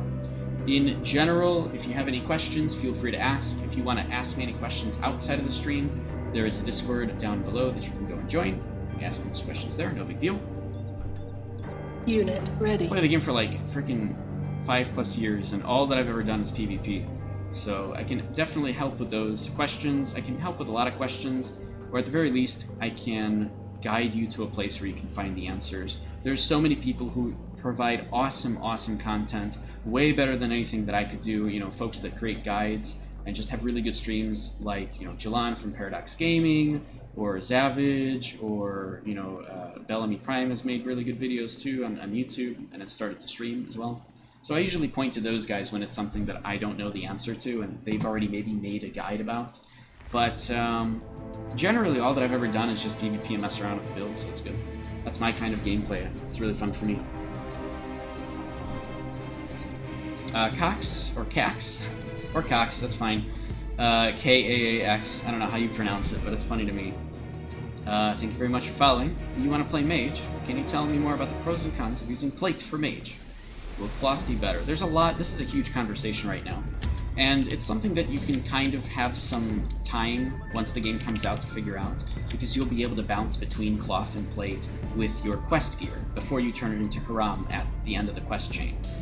So you'll have time to mess around. Don't be too stressed about this, but Cloth does have a lot more opportunities. You'll have more different things you could do if you go Cloth. Plate is really nice because there's a lot of people that go melee. In a huge scenario, in a giant fight, you'll have healers helping you or rezzing people. You'll have, you know, people defending you also from those, you know, from the physical damage folks. Yes, you'll be taking archery damage from somebody that you can't really do anything about, but then you'll usually go to the back, so positioning is important. So it doesn't, like, depending on how you play, what your goals are in the actual game, that's probably what your actual armor will help you decide, or will help you kind of push forward. If you're a mage that likes to be in the front, well, the other people in the front are usually physical damage, and it's usually burst physical damage. So if you plan to be in the front, then you might want to go Plate. But if you're okay being in the back and staying behind the, you know, behind your allies and letting them do all the work in the front, then you might go Cloth, increase your damage significantly. Well, not significantly, but you'll increase your damage with various Cloth-related things that help you, have more options as well, and then take advantage of that, right? So it just depends on your playstyle and what you're trying to go for. For example, you could be a mage that's like a melee mage or close range mage, using things like Witchcraft and Sorcery and Malediction, or Witchcraft and Sorcery and even Battle Rage to just have some mobility or something, or just to be able to bring in Trip into your build. And you do all these things, but you expect to always be right up close to the enemy. So you have to protect yourself more, because if you're in front of the battle, you are targetable by literally everyone. So you have to take advantage of that. Maybe you'll use leather in those cases because you want to be protected from both damage types just a little bit more, and it helps. Rich, no, hold on. Binary Mind, right now you're super into Absorb mode since you're returning Unchained. Oh, yeah. I'd imagine you're just trying to learn from different streams and get back involved with stuff. Hopefully the 2 weeks of the PTS being up helps, and everybody will be able to go there, check some stuff out, try everything out, get a feeling for the different classes or classes they want to play, and hopefully it'll be a bit better. So there's somebody who's free runner stealth too, so they definitely have Shadowplay in their build. I'm going to assume that they're a melee, but I'm still going to do leather because I don't really care about getting wins on the server. I'm just trying to mess with the combos. Rich, someone brought up there's an issue with arena rewards and people queuing with alts to take the top rank for that.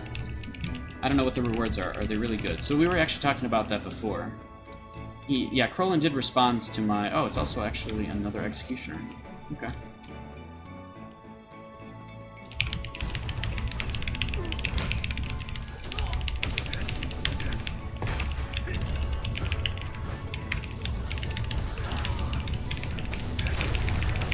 Okay, I'll use mine too. I'm actually okay capturing him here. Oh, but he's got me now. So he actually started off with an Impale, and the reason it didn't actually apply to me is because I used Life Tiger Strike, which during the duration of the movement of Life Tiger Strike, any additional debuffs applied to you do not actually occur. So I'm timing Life Tiger Strike around when I think he's going to be doing it, which, once again, it failed because of the fact that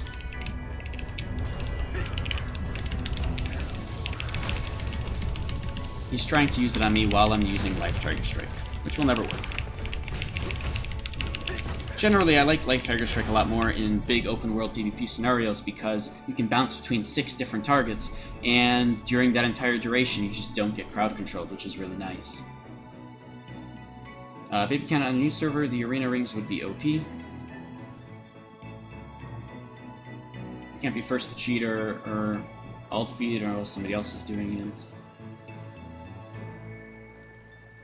I did do, yeah, so I did do a how to PvP video a long time ago, mostly about the mentality of just getting used to PvP and being totally okay and stress-free, which is the problem that I feel like a lot of people face. Is everybody's so... I do have a green chick hunter. He's over there, and he's just looking at me from the top of his cage. He'll probably fly over at some point. See, I even have an emote for him now. Yeah, it's been a while since I've streamed, I know. It's cute. Very, very cute. They're awesome. They're so playful. So he'll fly over at some point. What was I saying? Yeah, so I did ask Krillin specifically about it. He's looking for more input. At some point, I'm going to go and make a Reddit post about it and see what people think. The problem is, so many people are going to... Oh, people want a Q10v10. Interesting. Okay, let's Q10v10. I don't know. See if it actually works. Why not? What was I saying? The problem is, you know, the individual arenas, the rewards are pretty good. There's a lot of Curios badges with it. You get an item, which is okay. It's not terrible. The big problem is the Naval Arena, because that will give you a 30-day figurehead that is absolutely insanely powerful, and there is no competition for it.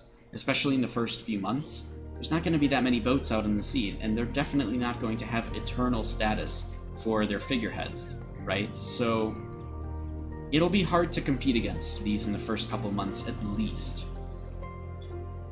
You know, somebody's just going to get a figurehead in the first 30 days, and then they have it for 30 days, and it gives them 42% increase in movement on their ship.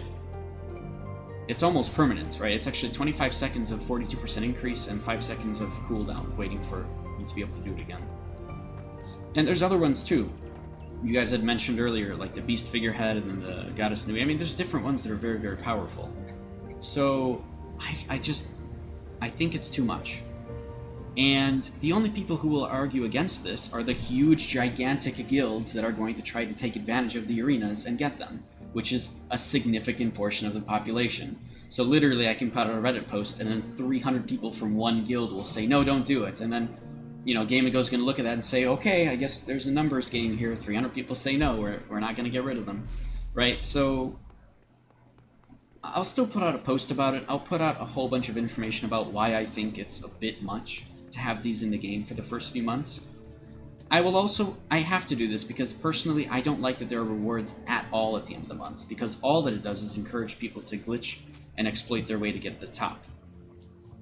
But I'm going to put in a little tidbit saying I wish that was a thing, that they were totally gone, because I want people to play the arena because they want to play the arena, not because they're trying to exploit and cheat their way up. Let there be bragging rights for, you know, the person who gets rank 1, even though there are no rewards for the arena. That guy has real bragging rights, because he played a lot to get literally no gain out of it. That's true... Oh, he's falling asleep on his cage. That's true bragging rights, right? Because you didn't do it for any kind of monetary reward at all. You, A, had fun playing the arena, and B, got rewarded... Oh my god, 10v10 actually popped. Holy crap. Anyways, got rewarded from it just because... like, of just the fact that you got number 1, right? And you can say, hey, I did it, right? But that's my 2 cents on it, so I have to make a post about it. So this is actually happening. During this 10v10, obviously I'm not going to be looking at chat too much, so sorry about that. We'll get back into things a little bit later. I'm just surprised that it actually popped at all.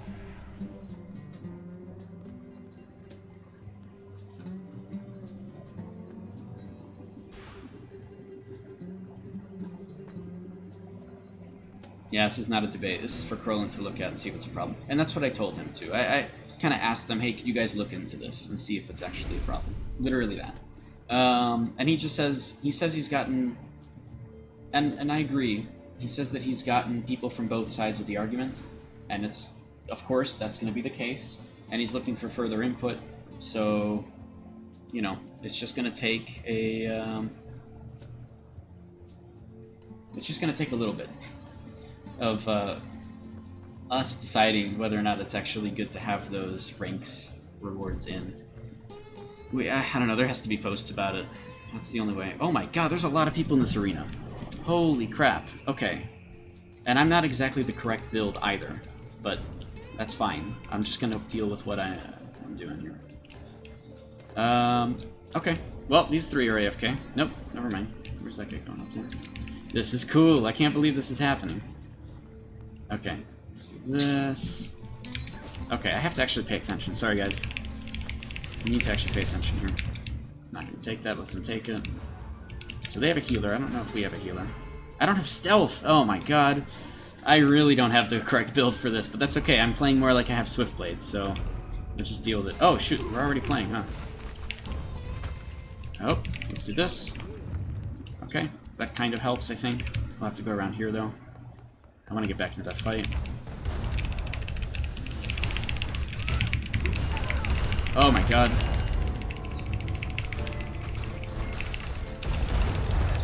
Oh, I have just terrible targeting here.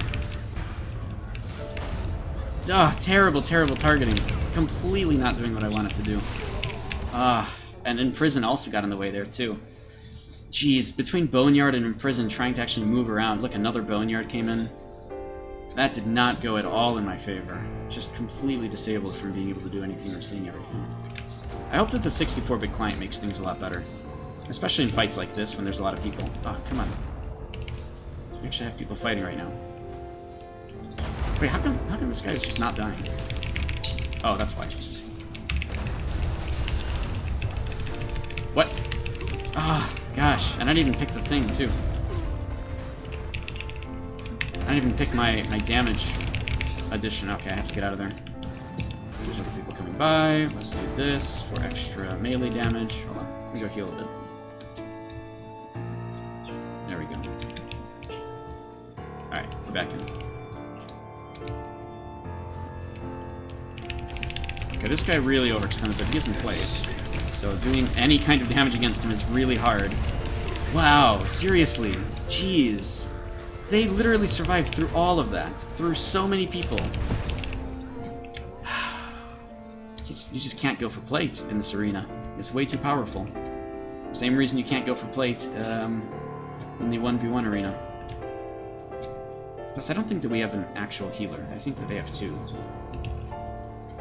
So I'm not seeing any heals from our side. Just kind of glancing up at the raid screen. Yeah, we don't really have healing. Okay. Well, that's going to make this very one-sided. Really nothing you can do about that. Oh, again, this is the... Dude, they have two healers! Why couldn't we just get one of them? Do you know how much more balanced this would be if we had one of the healers? Both of the healers went plate, too. Man, that sucks. Alright, I'm fine. Just gonna get healed now. But seriously, jeez. Okay.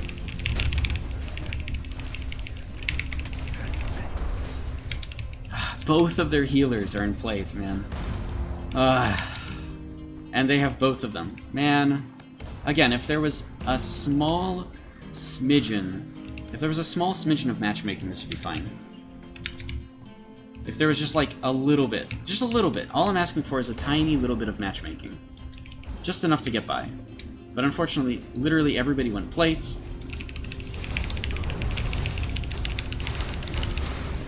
Alright, we're gonna get out of here now. Alright, I have to pay attention. I'm a little bit tired. It's okay. Again, literally no damage, absolutely nothing. I have to go for a different target. Oh my god. And they're getting healed. Oh, you know what? If I had drop back, I could make use of this. Never mind. Okay. Oh, that's okay. Okay, in prison. Cool. Look how hard it is to kill this person. I'm gonna use Absorb Life Force on them so they can't heal. No, never mind. I didn't need to. Alright, this should go away. Yep. I just want a little bit of healing, because we don't have any healers at all. So I have to go back to get healing. Just for even a little bit. Problem is, I don't know if we're fighting or not. It looks like we're not.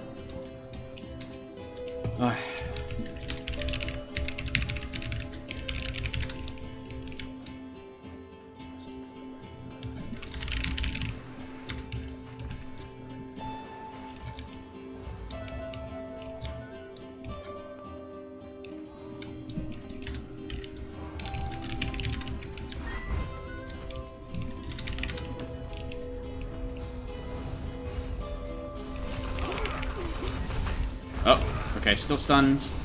Still stunned. Still feared. Oh man, I don't want to use Defiance yet because I'm not really in the fight. Now I might. No, I don't even have Defiance, never mind.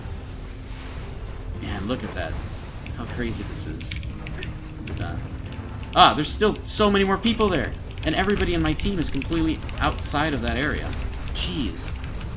Ah. That was literally like a 4v1 just because of the Imprison and the Boneyards that were down.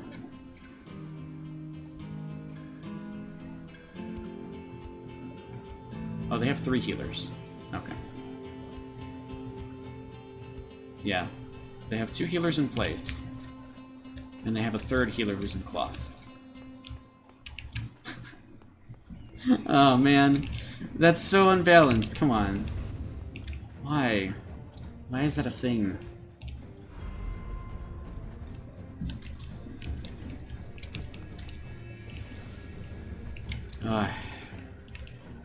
Oh, I see.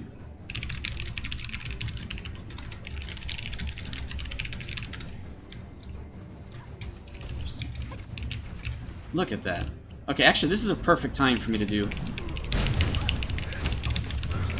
Oh, wait, why am I not using the AoE Impale? That's the problem here. But we got a really good start. I'm gonna go ahead and use that. Use Sunder Earth. Follow up with whatever damage I can do. Never mind. There's no damage to do there. Jeez. Okay.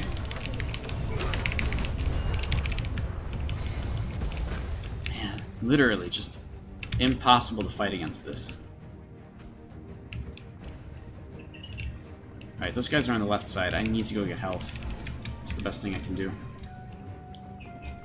We don't have any healers, they have 3. Come on. We're still doing, like, we're not bad. It's just I have to move some of these around. I know it's kind of annoying to do this last second, but I gotta do it. Okay, that's fine. That's good enough. I'm not gonna do anything else. I wish that I had stealth. It's okay. I'll just deal without it. Man.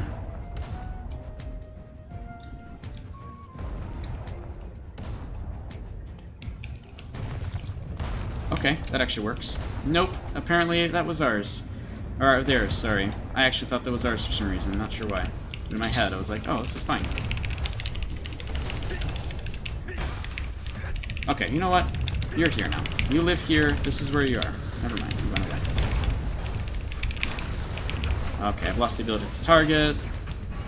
That's not good. There's way too many people. Look at this Imprison. Look at how many Imprisons and Boneyards are going off. It's just crazy. I like it, but again, if this was just slightly more balanced, this would be fine. Just slightly balanced, it would be okay. If they put 1 healer on our side, we would be fine. Perfectly fine. Unfortunately, that's not how this stuff goes. What? Sorry, teleported back, and I've gotten Boneyarded. And I have to go back to get healing because we don't have a healer. Oh well. I'll still queue up again. Hopefully the next 6 minutes, or hopefully the next fight is a little bit more balanced.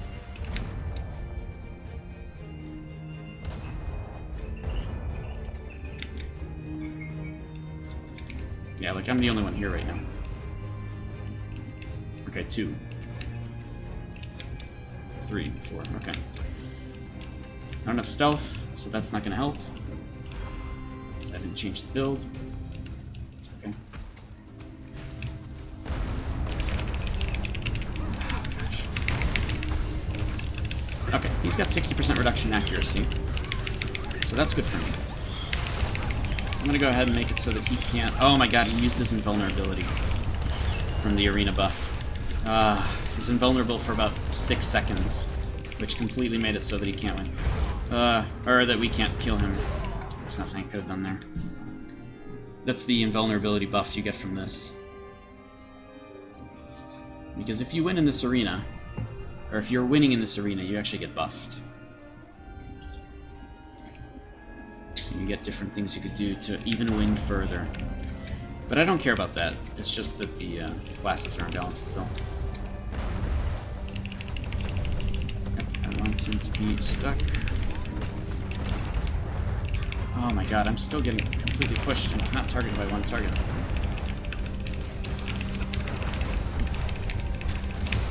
Nope, I was just about to do a Lightning Tiger Strike. That's fun.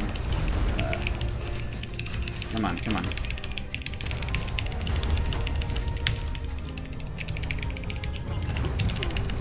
I don't think I'm going to be able to do any damage to him, though. Yeah, I see. Very, very little amounts of damage. He's got a lot of buffs from the Bard with him. That was a trip, but yeah, still not doing any damage because of the Bard buffs. Oh, he had a Bard around him the entire time.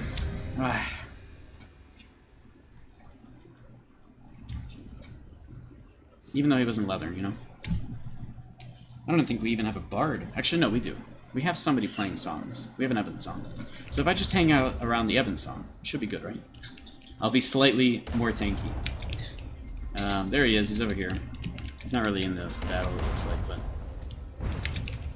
I just want something. I need to do damage somehow. There. Trap those guys. Okay, Bonewell makes it so that I can't even help there. Nope.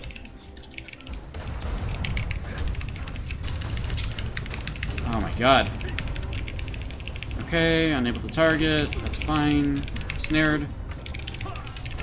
Oh, he's got a guy in there. Jeez, man. No ability to do anything. They've got way too many people and 3 healers. Just go back and get healing the only way that I can. But at least people are queuing up to 10v10. I can't wait for the new server. Doing 10v10 with a whole bunch of people who aren't even level 50 yet.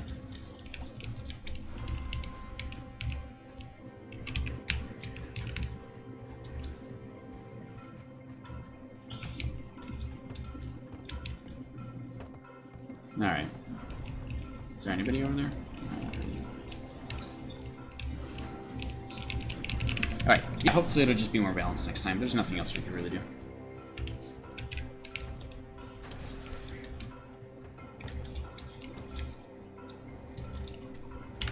I don't know whether it's worth me switching back.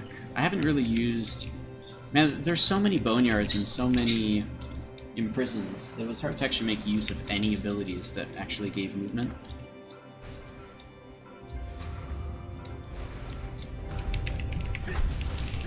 Alright, there's a 60% reduction in accuracy. Meteor Strike, that's fine. I was using the other Meteor Strike, wow. Alright, whatever. There's like 6 people here. 8 people, I think they have. Jeez. Way too many people. But, for the most part, I think our team is just, yeah, they're just hanging out back. AFK, unfortunately. But there's... I totally get it.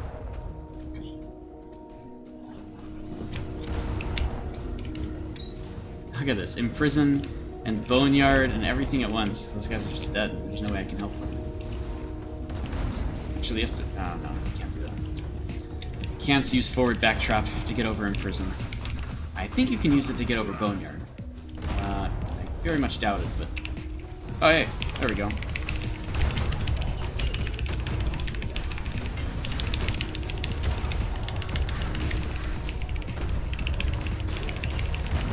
Oh. Yep, that's fine. I can't move. I literally can't move at all. There's no movement. Ah. No. Yeah, there's not much you can do there. It did die though, so that's fine.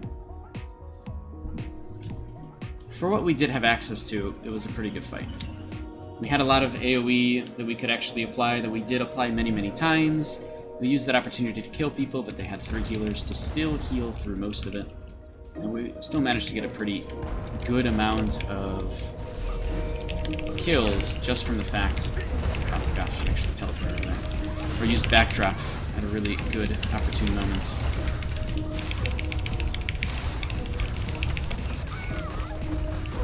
Alright. Look at this freaking Imprison and Boneyard like crazy. It's just so hard to actually move. Oh well. Alright, well hopefully the next one is actually balanced. Let's see. It just needs to put one healer on one side. That's it. It put 3 on one. Alright, we'll queue up again. Also, I don't think that stealth would have made much of a difference for me. It's a good opener, but once you're in the middle of the fight, it's almost like a wasted active ability. And since I'm going to be using Swiftblade anyways, I'm kind of glad that I'm not using stealth. It's good for, like, a massive amount of damage with Shadow Smite. This is true. But again, either you use that in the opening, or you just don't at all throughout the middle of the fight. Because in the middle of the fight, stealthing while being hit by everything and every single damage over time is really, really hard to do. And if you can actually do a Shadow Smite opening, like literally a Shadow Smite opening into one of those kind of fights, it's hard to make that actually happen, right? Usually you'll get out of stealth before you can even begin the fight whatsoever. But of course that depends on the positioning and such too. So I'm kind of glad that I don't have to rely on stealth anymore, and I'm glad to replace this out with Swiftblade. Alright, we're in queue. You guys can ask... well, let me catch up with the chat, see what you guys are talking about. What's the best costume in game? I know it's subjective. I think that every costume right now is just for looks. You can apply any looks costume over any of the actual stat costumes, but like there's a melee costume, a magic costume, a healing costume, a ranged costume, and you can get stats on those and upgrade them, and then whatever your image is, the actual image that you apply on top of it doesn't matter. So there's not really too much of a worry with costumes. If you're looking for like literally the best looking costume in the game, that's always subjective, so I can't really help. Yeah. Oh, you actually said that it's subjective, sorry. Yeah, I don't know. I don't know what to tell you. They're all okay. So, sorry, these are... What I meant by, like, melee, ranged, etc. costumes is that's the stats. The actual stats and upgrading your costume and getting the stats that you want is just easier on a costume that is actually related to your class archetype. So I took a melee basic costume because the stats that I would reroll has a higher chance of getting the actual ones that I want, which is all melee related, right? But what I have as the appearance on it is completely... You can apply whatever you want. We just need justice for team balance.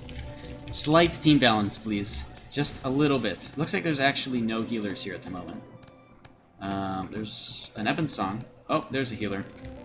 Okay. We have one healer in.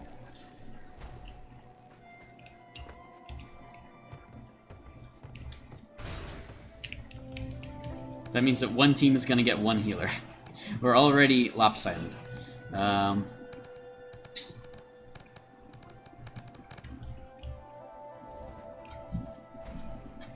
Cody, you doing okay over there? Just chilling? Alright, cool. This bird, man. We'll see if we can even get 10 people to start this arena. Show Cody. I know Carbon Tax, he's just looking at me. He's on top of his cage. Cody's my bird. He looks like that.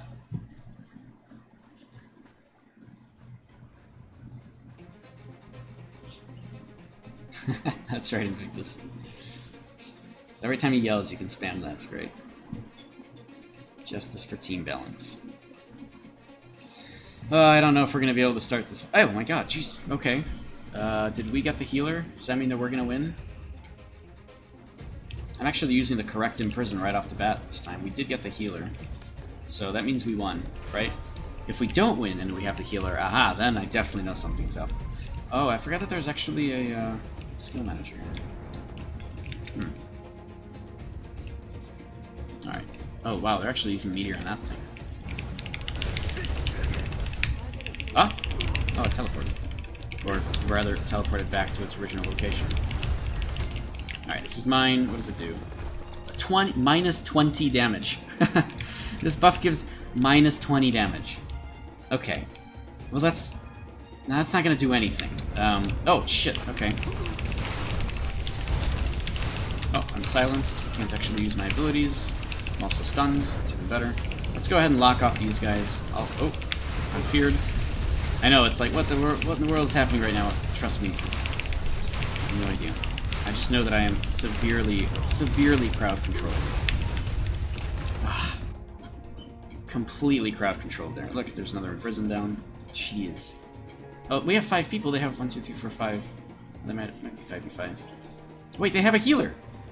Oh my god, we both have a healer. Wow. Okay. Minus 20 damage is good in a tank. Yes. It's absolutely wonderful for me. Alright, I got that. That's fine.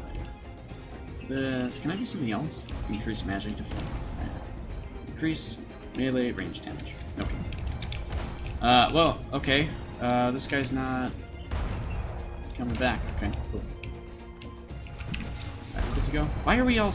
Get out of here with your diseased lightning damage you're doing. Okay.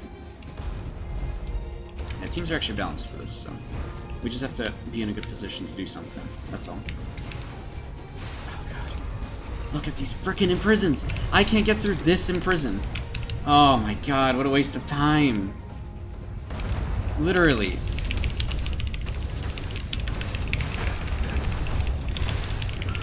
Oh wait, is he? How am I doing no damage to him?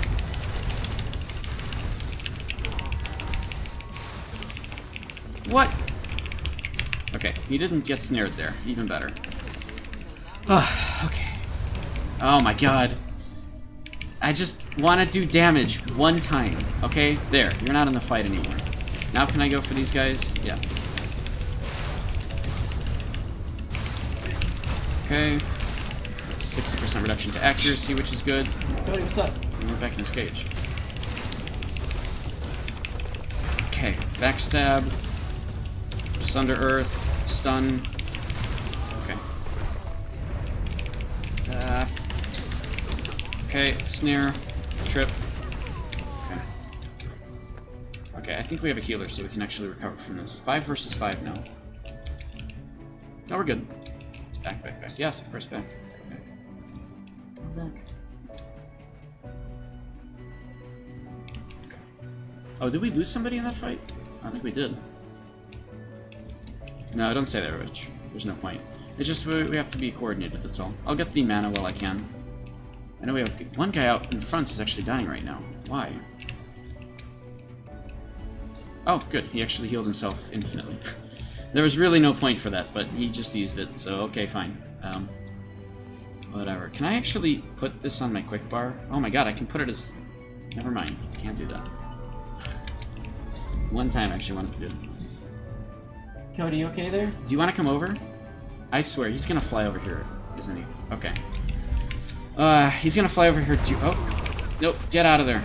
I am snared. Let's go back here. Let's go ahead and use Bone Wall on him so that he is completely unable to help for at least a few seconds, and then I'm just gonna go for him. Oh! What? My mouse just went nuts. Oh, that was a really good impale for me. That was a really bad impale for me. Run! I can't actually target anybody. Go this way. Use Free Runner. That is a lot of stuff going on in the prison over there. Okay, there. Oh, this guy is plates. That's good. Oh, actually, I can use Observe Life Force to make it so that this guy can't heal as much. Oh, okay, in the bubble. Can't follow up that way. No! I'm getting healed, which is great. Can't select target. Can't select target. Okay. You know what? Screw it. Get out of there.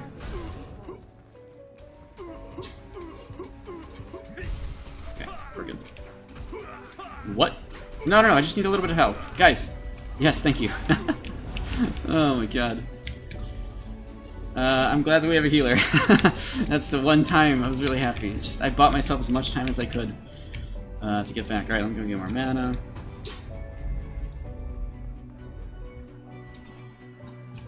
Mana. Good. Okay, good. Cody will gank me when expected. Yeah, that's true. Cody's gonna be the one to gank me, really. Okay, that fight went well for us. We didn't lose anybody. So we're in a good position. We've got the teamwork going. We're targeting their healer like I'm supposed to, at least. And I'm locking down their healer from literally being unable to do anything for at least 3 to 4 seconds is extremely helpful. I'm coming. I'm just targeting to see what's going on here.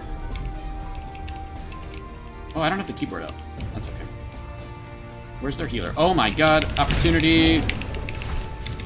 Everybody has 60% reduction in accuracy. I wish I could get out of here now. With Swiftblade, I'd be able to, but not right now.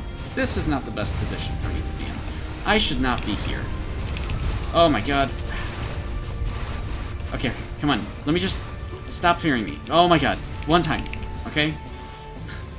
Oh, we all died. No. Oh, I can't do damage to him. What am I doing? Literally.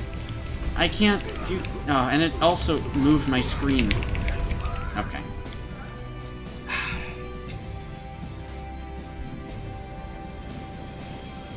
Man, I actually reduced their accuracy by 60% there.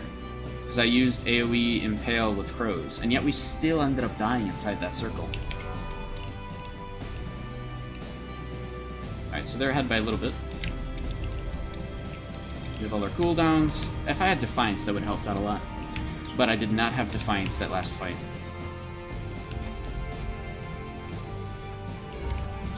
Okay.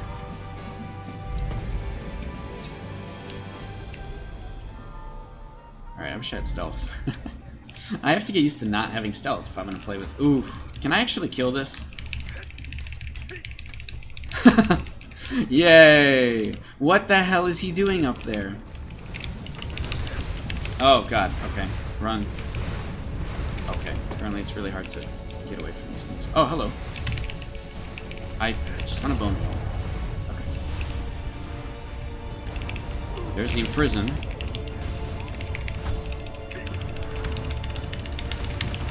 Okay. Trip. I'm gonna make it so that he can't get healed for 6 seconds.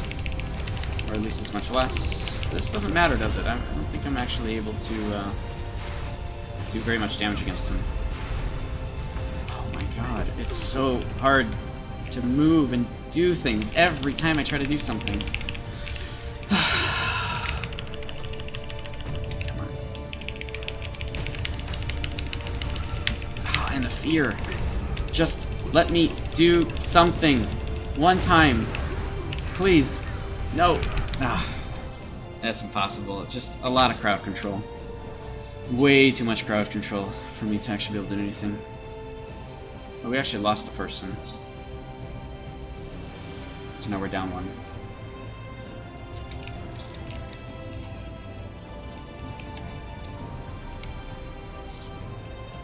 Man.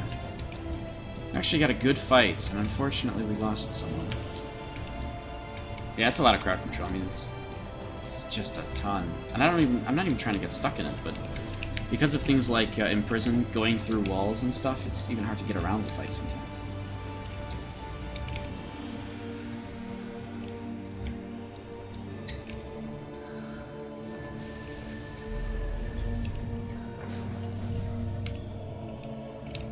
We did actually do really well in the beginning, though.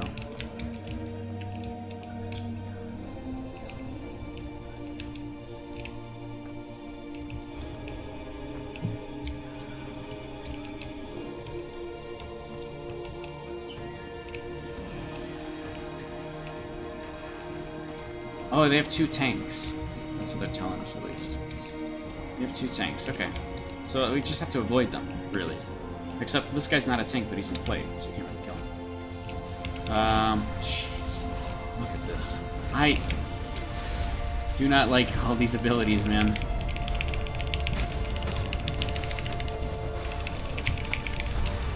I just want to use Tiger Strike. There. Okay. Nope, that doesn't help whatsoever. Okay, I killed that. That doesn't help. Oh my god, all of our guys are dead. And I can't even finish a bell before I end up dying. Well, there's... Oh, never mind, I was the last one alive, so... That would be why.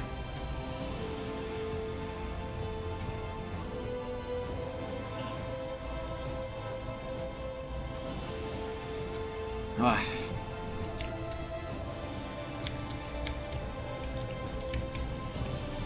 Yeah, even with the Impale Summon Crows, it doesn't really change anything. Just because they, at this point, are able to DPS pretty much through it. But 2 tanks means that we can't really... It's hard to focus people down. I want to go kill people, come on. Wait, we have somebody out there right now? Oh, we do. Oh. He's up there. That's our healer.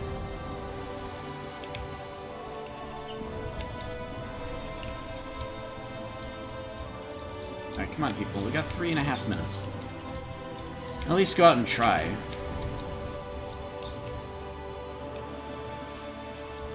Okay, I guess that my team is unable to try. Doesn't want to even try. Alright. Yeah, I've been very unlucky with these arenas, unfortunately. The one time I really got lucky, where we had a healer and they didn't, it was just like a one-sided fight. But that's how it is every single time. You either get the healer or you don't. And in our case, we actually lost a player. Man, this was so even. This was like a really even fight. This could have gone really well for us, but then we lost a player. Which, I mean, they might have just DC'd or something. Because nobody ever wants to leave this arena early. So, oh well. Very unfortunate. Oh my god. Well, at least I'm up here now.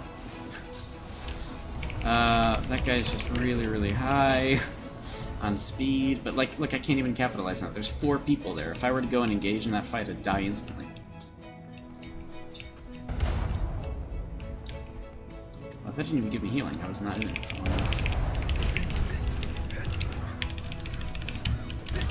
Oh my god, that did no damage. Did you see it? Literally nothing. Okay, whatever. Snared.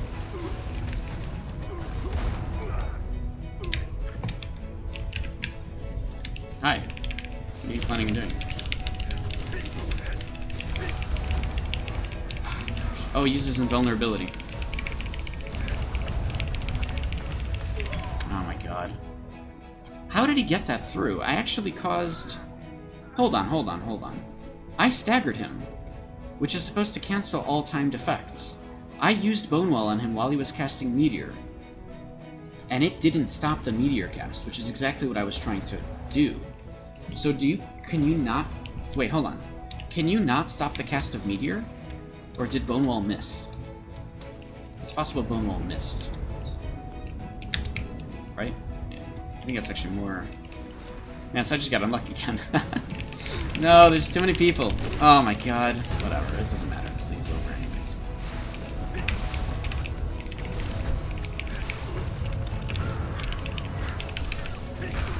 Can I do any damage to him? Yeah, I actually can. If they didn't have a healer, and somebody was buffing him the entire time, this might actually go well. But unfortunately... Oh, he's using his invulnerability. No! Okay. Yeah, that's it. I am still CC'd. Yep. I didn't do that badly. Of course, right at the end there I got healed, which was kind of nice to keep me alive a little bit longer. Went really well, actually, for us, but we just don't have the coordination of the numbers.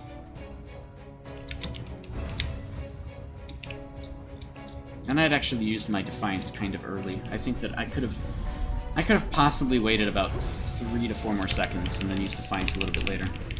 But look, like, it doesn't do any damage against him at all.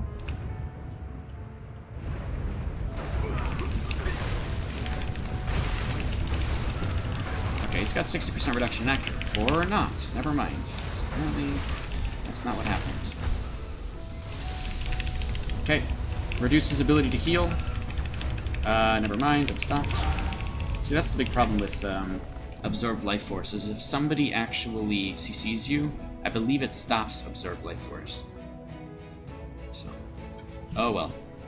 We'll try to keep queuing up, because at least it's still the highest chance of getting a really fun fight. These are really hard fights, for sure. And, like, right at the end there, we actually started pulling it together, and we did pretty well, which is awesome. But, Cody, I was eating. But man, jeez. Alright, brief moment. If anybody has any questions or wants to know anything or is looking for some kind of theory crafting advice or build advice or anything, feel free to ask. I can definitely do my best to help. We'll see if we can actually make this arena work. Yeah, Cody's eating. He's in his cage. He's chewing on some, you know, food. Okay. Oh god, it's so laggy. Marinople. Can't wait till the 64-bit client. I haven't even had it yet, and I'm already used to it. I'm already too used to the client I don't even have. Just because I've seen other people use it in the KR server, and it's like, wow, that's great. Marinople looks awesome. And you can actually play there with slightly higher frames. Rebel. Ah, yes. The old... What is that based off of, that question? It's like... bear-sized horses, or... what is it? Bear-sized horses, horse-sized bears or something? What was it actually? What's the original one of that? I actually can't even recall it right now. But I'm gonna go with 100 Krakens, man. Bring it on. Those are small Krakens compared to the size of a human. What is the original question? Why is it stumping me now? Is it dog-sized horses and horse-sized dogs?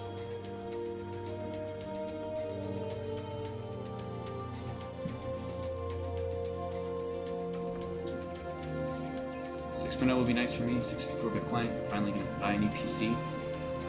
Yeah, the big part is our really good CPUs can actually be used properly in 6.0 with that client. So I have a great CPU. It's fun. It's nice. It's great. I'm happy with it. Only works for literally everything else and not Arcade, because most other things have transferred into 64-bit clients.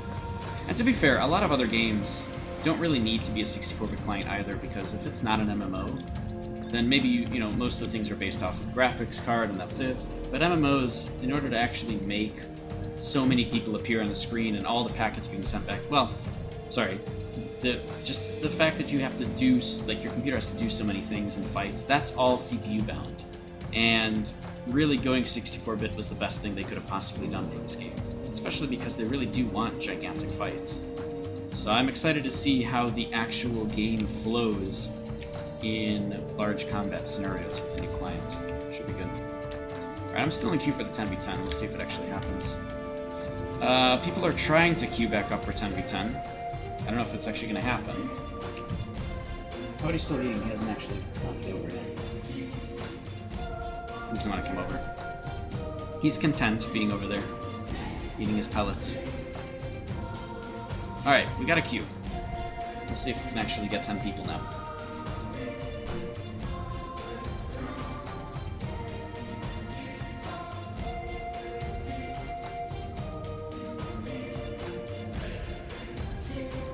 Oh, I didn't change my build. Dude, Absorb Life Force. I have to make use of this. You know what? If I just use Absorb Life Force and then Overwhelm to go somewhere else, I think that'll work. I didn't use Overwhelm at all in that fight. Just to get out of a situation, it's actually really good. And I didn't do that. Or even to get closer to an enemy. Oh my gosh, I should be using this to go closer to the enemy. Okay. I have to, for this fight, I'm going to try to make as much positive use of Overwhelm as I can. We're going to see if I can make that happen. The problem is, since I had just switched to having Overwhelm at all, especially the Lightning version, I'm just not used to it, so... I mean, that's really the big issue. Alright, do we have a healer? Yes. Yeah, we do. We have a healer. Ish. Yeah, no, we're good. We're good. This is actually Confessor right there. I know somebody was asking about that earlier. Alright, give myself the melee buff. We just kill this one really slowly. Oh, I guess. What does this do? 2,000 health for 4 minutes? Okay, I'll do it. I'll take it. 4 minutes of 2,000 health. Not a big deal. They're gonna go for that one. That one reduces damage. May as well give that to the tank. Ooh, hello. Okay, great. I don't have stealth, so I have to approach the battle a slightly bit differently. What is going on here? Holy crap. Ah! What? Oh, okay. I think I helped him escape, which is nice. No, that's not what I wanted to do. Oh, good, he's stunned, because guess what? I used... Never mind. Okay, okay. Bam. Wait, no! I actually really wanted to use Bone Wall. Okay, good. Can I get away now?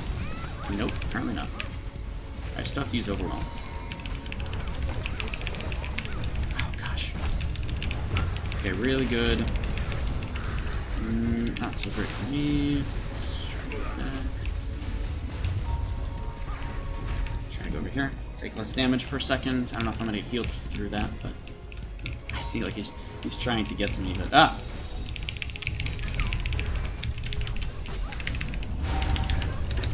Okay, so yes, perfect. That's what I wanted to do. I got first blood. We didn't kill anyone until just then.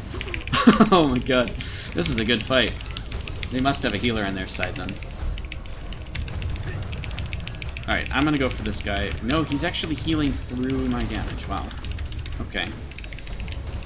Oh, there we go. Now that's damage. Perfect. That's what I wanted. I can't believe that it took that long for someone to die. Jeez.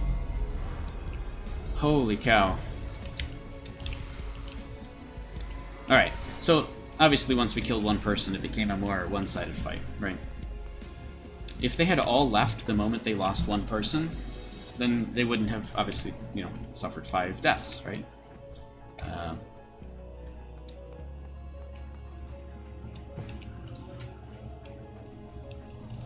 Okay, but this actually looks like an even fight, so we'll take this one seriously for sure. Their healer's out in front. I'm sure they have 2 stealth people on the other sides. That's 45 seconds of stealth. If we wait long enough, they'll go out of stealth. Never mind. I guess nobody's in stealth. Or somebody is, but they are behind us. Aha! There he is, right there.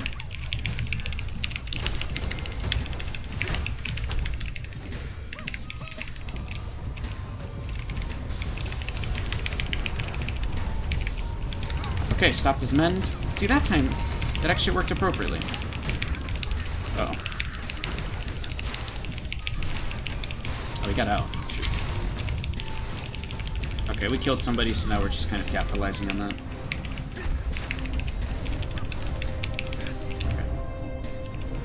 Okay. Yeah, once one person dies, you pretty much are guaranteed to win the fight. One of them escaped, so that's good.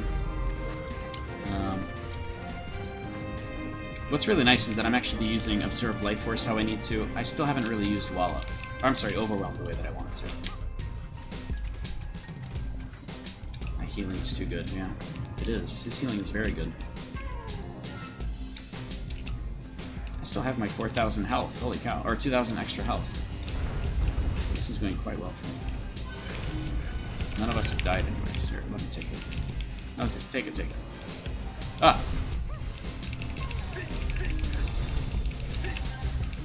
Oh, wow, okay. Ranged fear. Now I'm gonna be the target of everybody. Oh, he actually went in. Okay. Well, this is pretty easy for us. A lot of AoE damage, 60% reduction in accuracy. And yeah, so this one's becoming more and more one-sided for us because we really brought it together. And the fact that we just got a kill helps us solidify the fact that... Hello. Oh. What? Helps us solidify the fact that everybody else is just gonna be dead on their team. I'm surprised nobody else actually pushed that guy off. Okay, go back. He ran him. Oh, is there actually somebody here? Uh-oh. Wait, is this their side? Oh, that's our... Oh, sorry. That's their side. No, I don't want to go there.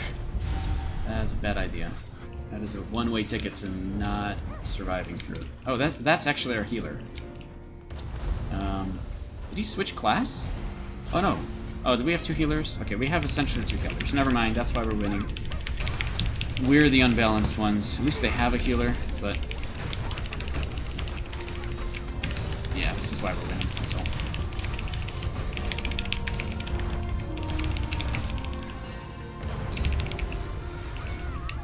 Okay.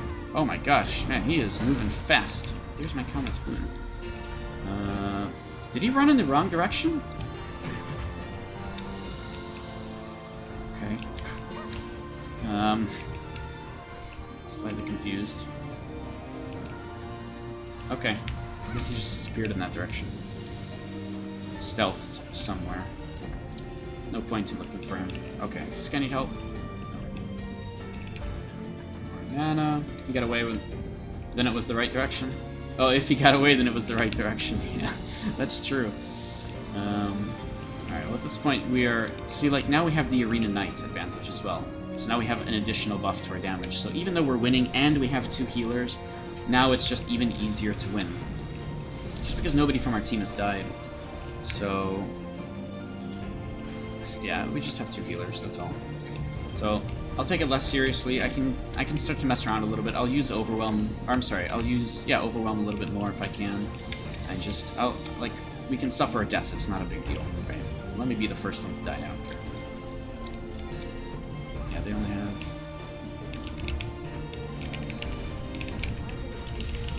No, I actually wasn't even doing the right... Wasn't doing the right button for Overwhelm. I used to have a different button for Overwhelm, and that's what I was using. This is their healer, though. Oh, wait, they have 2 healers! Right? No, they have 1 healer. Never mind. Yeah. No, there's 2 healers on our team. I guess you're literally in the... I didn't realize you're actually watching the stream. We have 2 healers, I thought. Because we have the Confessor, and then we have... Oh, did you switch class? Oh, we have... Oh, never mind, you're the only healer. Thanks for answering me in the fucking thing. Listen, I didn't know. But now I have to actually go look through it and click through everybody. So good, I'm glad. We have, I might have just got confused on the Evan song and maybe clicked around too fast and saw, oh wait, there might be 2 people with Vitalism. But that's not the case. So all good. No, you are good. You're definitely good, for sure. And I hope that the team is doing well with keeping you alive. I don't think that those staffs work in here, but sure. Let him show off his brilliant Haram staff. Alright, whatever. Yeah, you did actually really, really well. Nicely done with the healing. Because if you were... I mean, yeah, you were definitely solo healing through all of this. And I don't think that the other team was able to put themselves together enough to crowd control us like they needed to. Oh, hello. 6% reduction in accuracy. Use this. Oh, use this to take slightly less damage. Okay, I'm gonna run away. Not the right direction, though. Okay, it doesn't matter because now that we killed somebody, we were capitalizing off of that and taking advantage of it, and just the rest is easier. I'm not gonna complain that I didn't get healed throughout that fight, but I didn't need to, so it's okay because they couldn't finish off anybody. I think a lot of people were at low health, but they must have been going for you, Omoid. They must have been, right? Did they target you better that time? You got hard focused? Okay. That was actually my mistake. I should have been watching that too. And I went full face, like, forward just to do some damage on somebody and didn't think... But when I noticed that we weren't getting heals, I should have looked the other direction. Or at least watched the raid chat. That's the one problem about being in a 4K monitor and playing in 4K is that my raid chat's all... Or my raid screen, sorry, not raid chat. My raid screen is all the way up to the top left. And it's not easy for me to just notice. And when I move it, the location of that doesn't actually stay after you restart your game. So it's not too great. I don't care about killing these guys, rather than... Yeah, I don't really care too much about it. Yeah, I'll just go back. I don't know. Whatever. There's no point in attacking them here. Plus, we already killed one, so, you know, it's already a numbers advantage towards us. But they don't want to leave, so...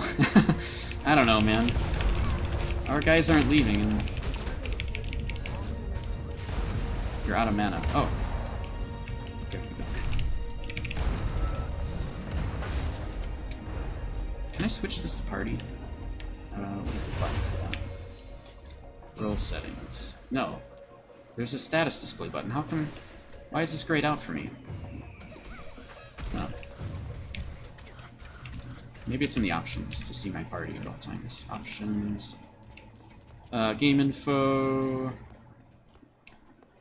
Oh, I already have my mana. Wow. Are you using the mana thing that gives people mana?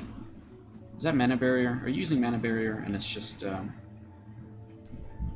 skill combo set? Oh. Oh, cool. I forgot about this. There's so many things here. Alright, so I want... Where's the one for party? Oh, well. Got 3 minutes. I'm sitting out in the open, but I don't think that they're really trying. Oh, wait. Never mind. We're actually out there. Yeah, it gives 5k shield. Actually, I was wondering why I had mana. That's what I was referring to. Don't type and duel or fight at the same time. What are you doing? You're a good healer, but don't jeopardize it all. I just want to... Okay, good. Shadow step with some guy somewhere else. Nice. Personal victory.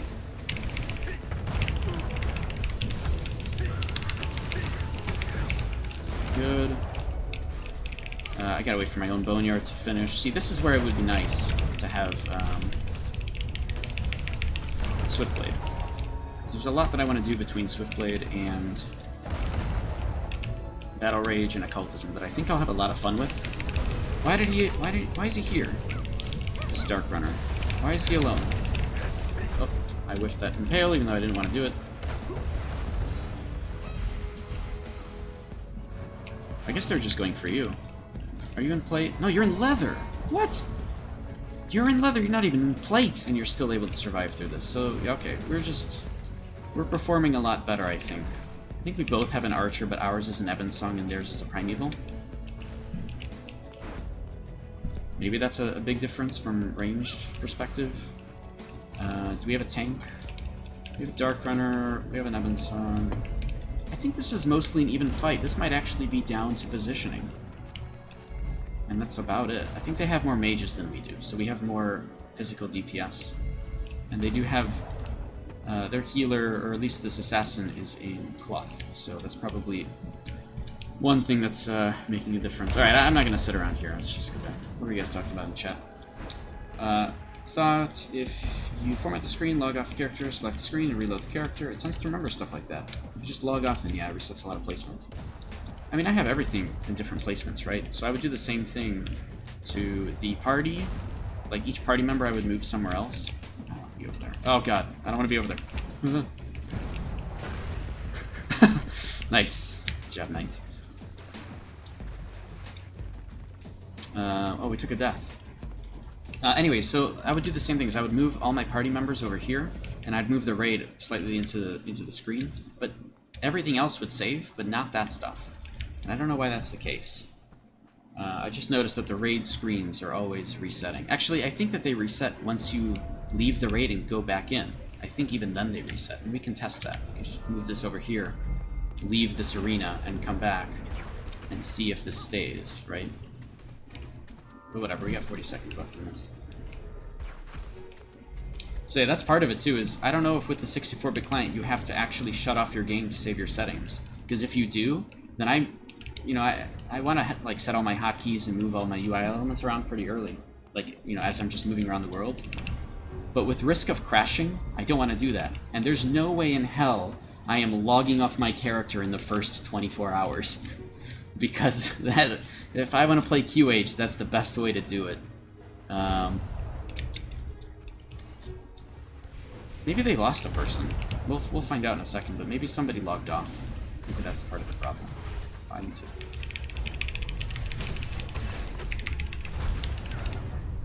Okay. Let's see. Did they lose anybody? They might have. Oh, they didn't. It was a 5v5. They just really couldn't get any kills down. Okay. Interesting. Cool. What time is it? Oh my god. Alright. I gotta be somewhere soon. I actually have to go and get ready for something. I totally didn't even keep track of the time. I just kept queuing up to this. That's fine. I'm not gonna be late to anything. It'll be all good. So I'm gonna go ahead and I'll end the stream now. Hopefully some of the stuff was enjoyable. I got some... Personally, I just wanted to get practice with stuff. And I take all these VODs, I put them up to YouTube. They still remain on my Twitch channel, so I can actually go back myself look at them, criticize myself, see what I did wrong, and do better next time. This is really a big reason why I stream as well. Not just because hopefully it's entertaining to you guys, but just because it helps me progress as well. Plans are I'm going to be streaming more and more as we get closer to the release. Definitely once BTS comes out.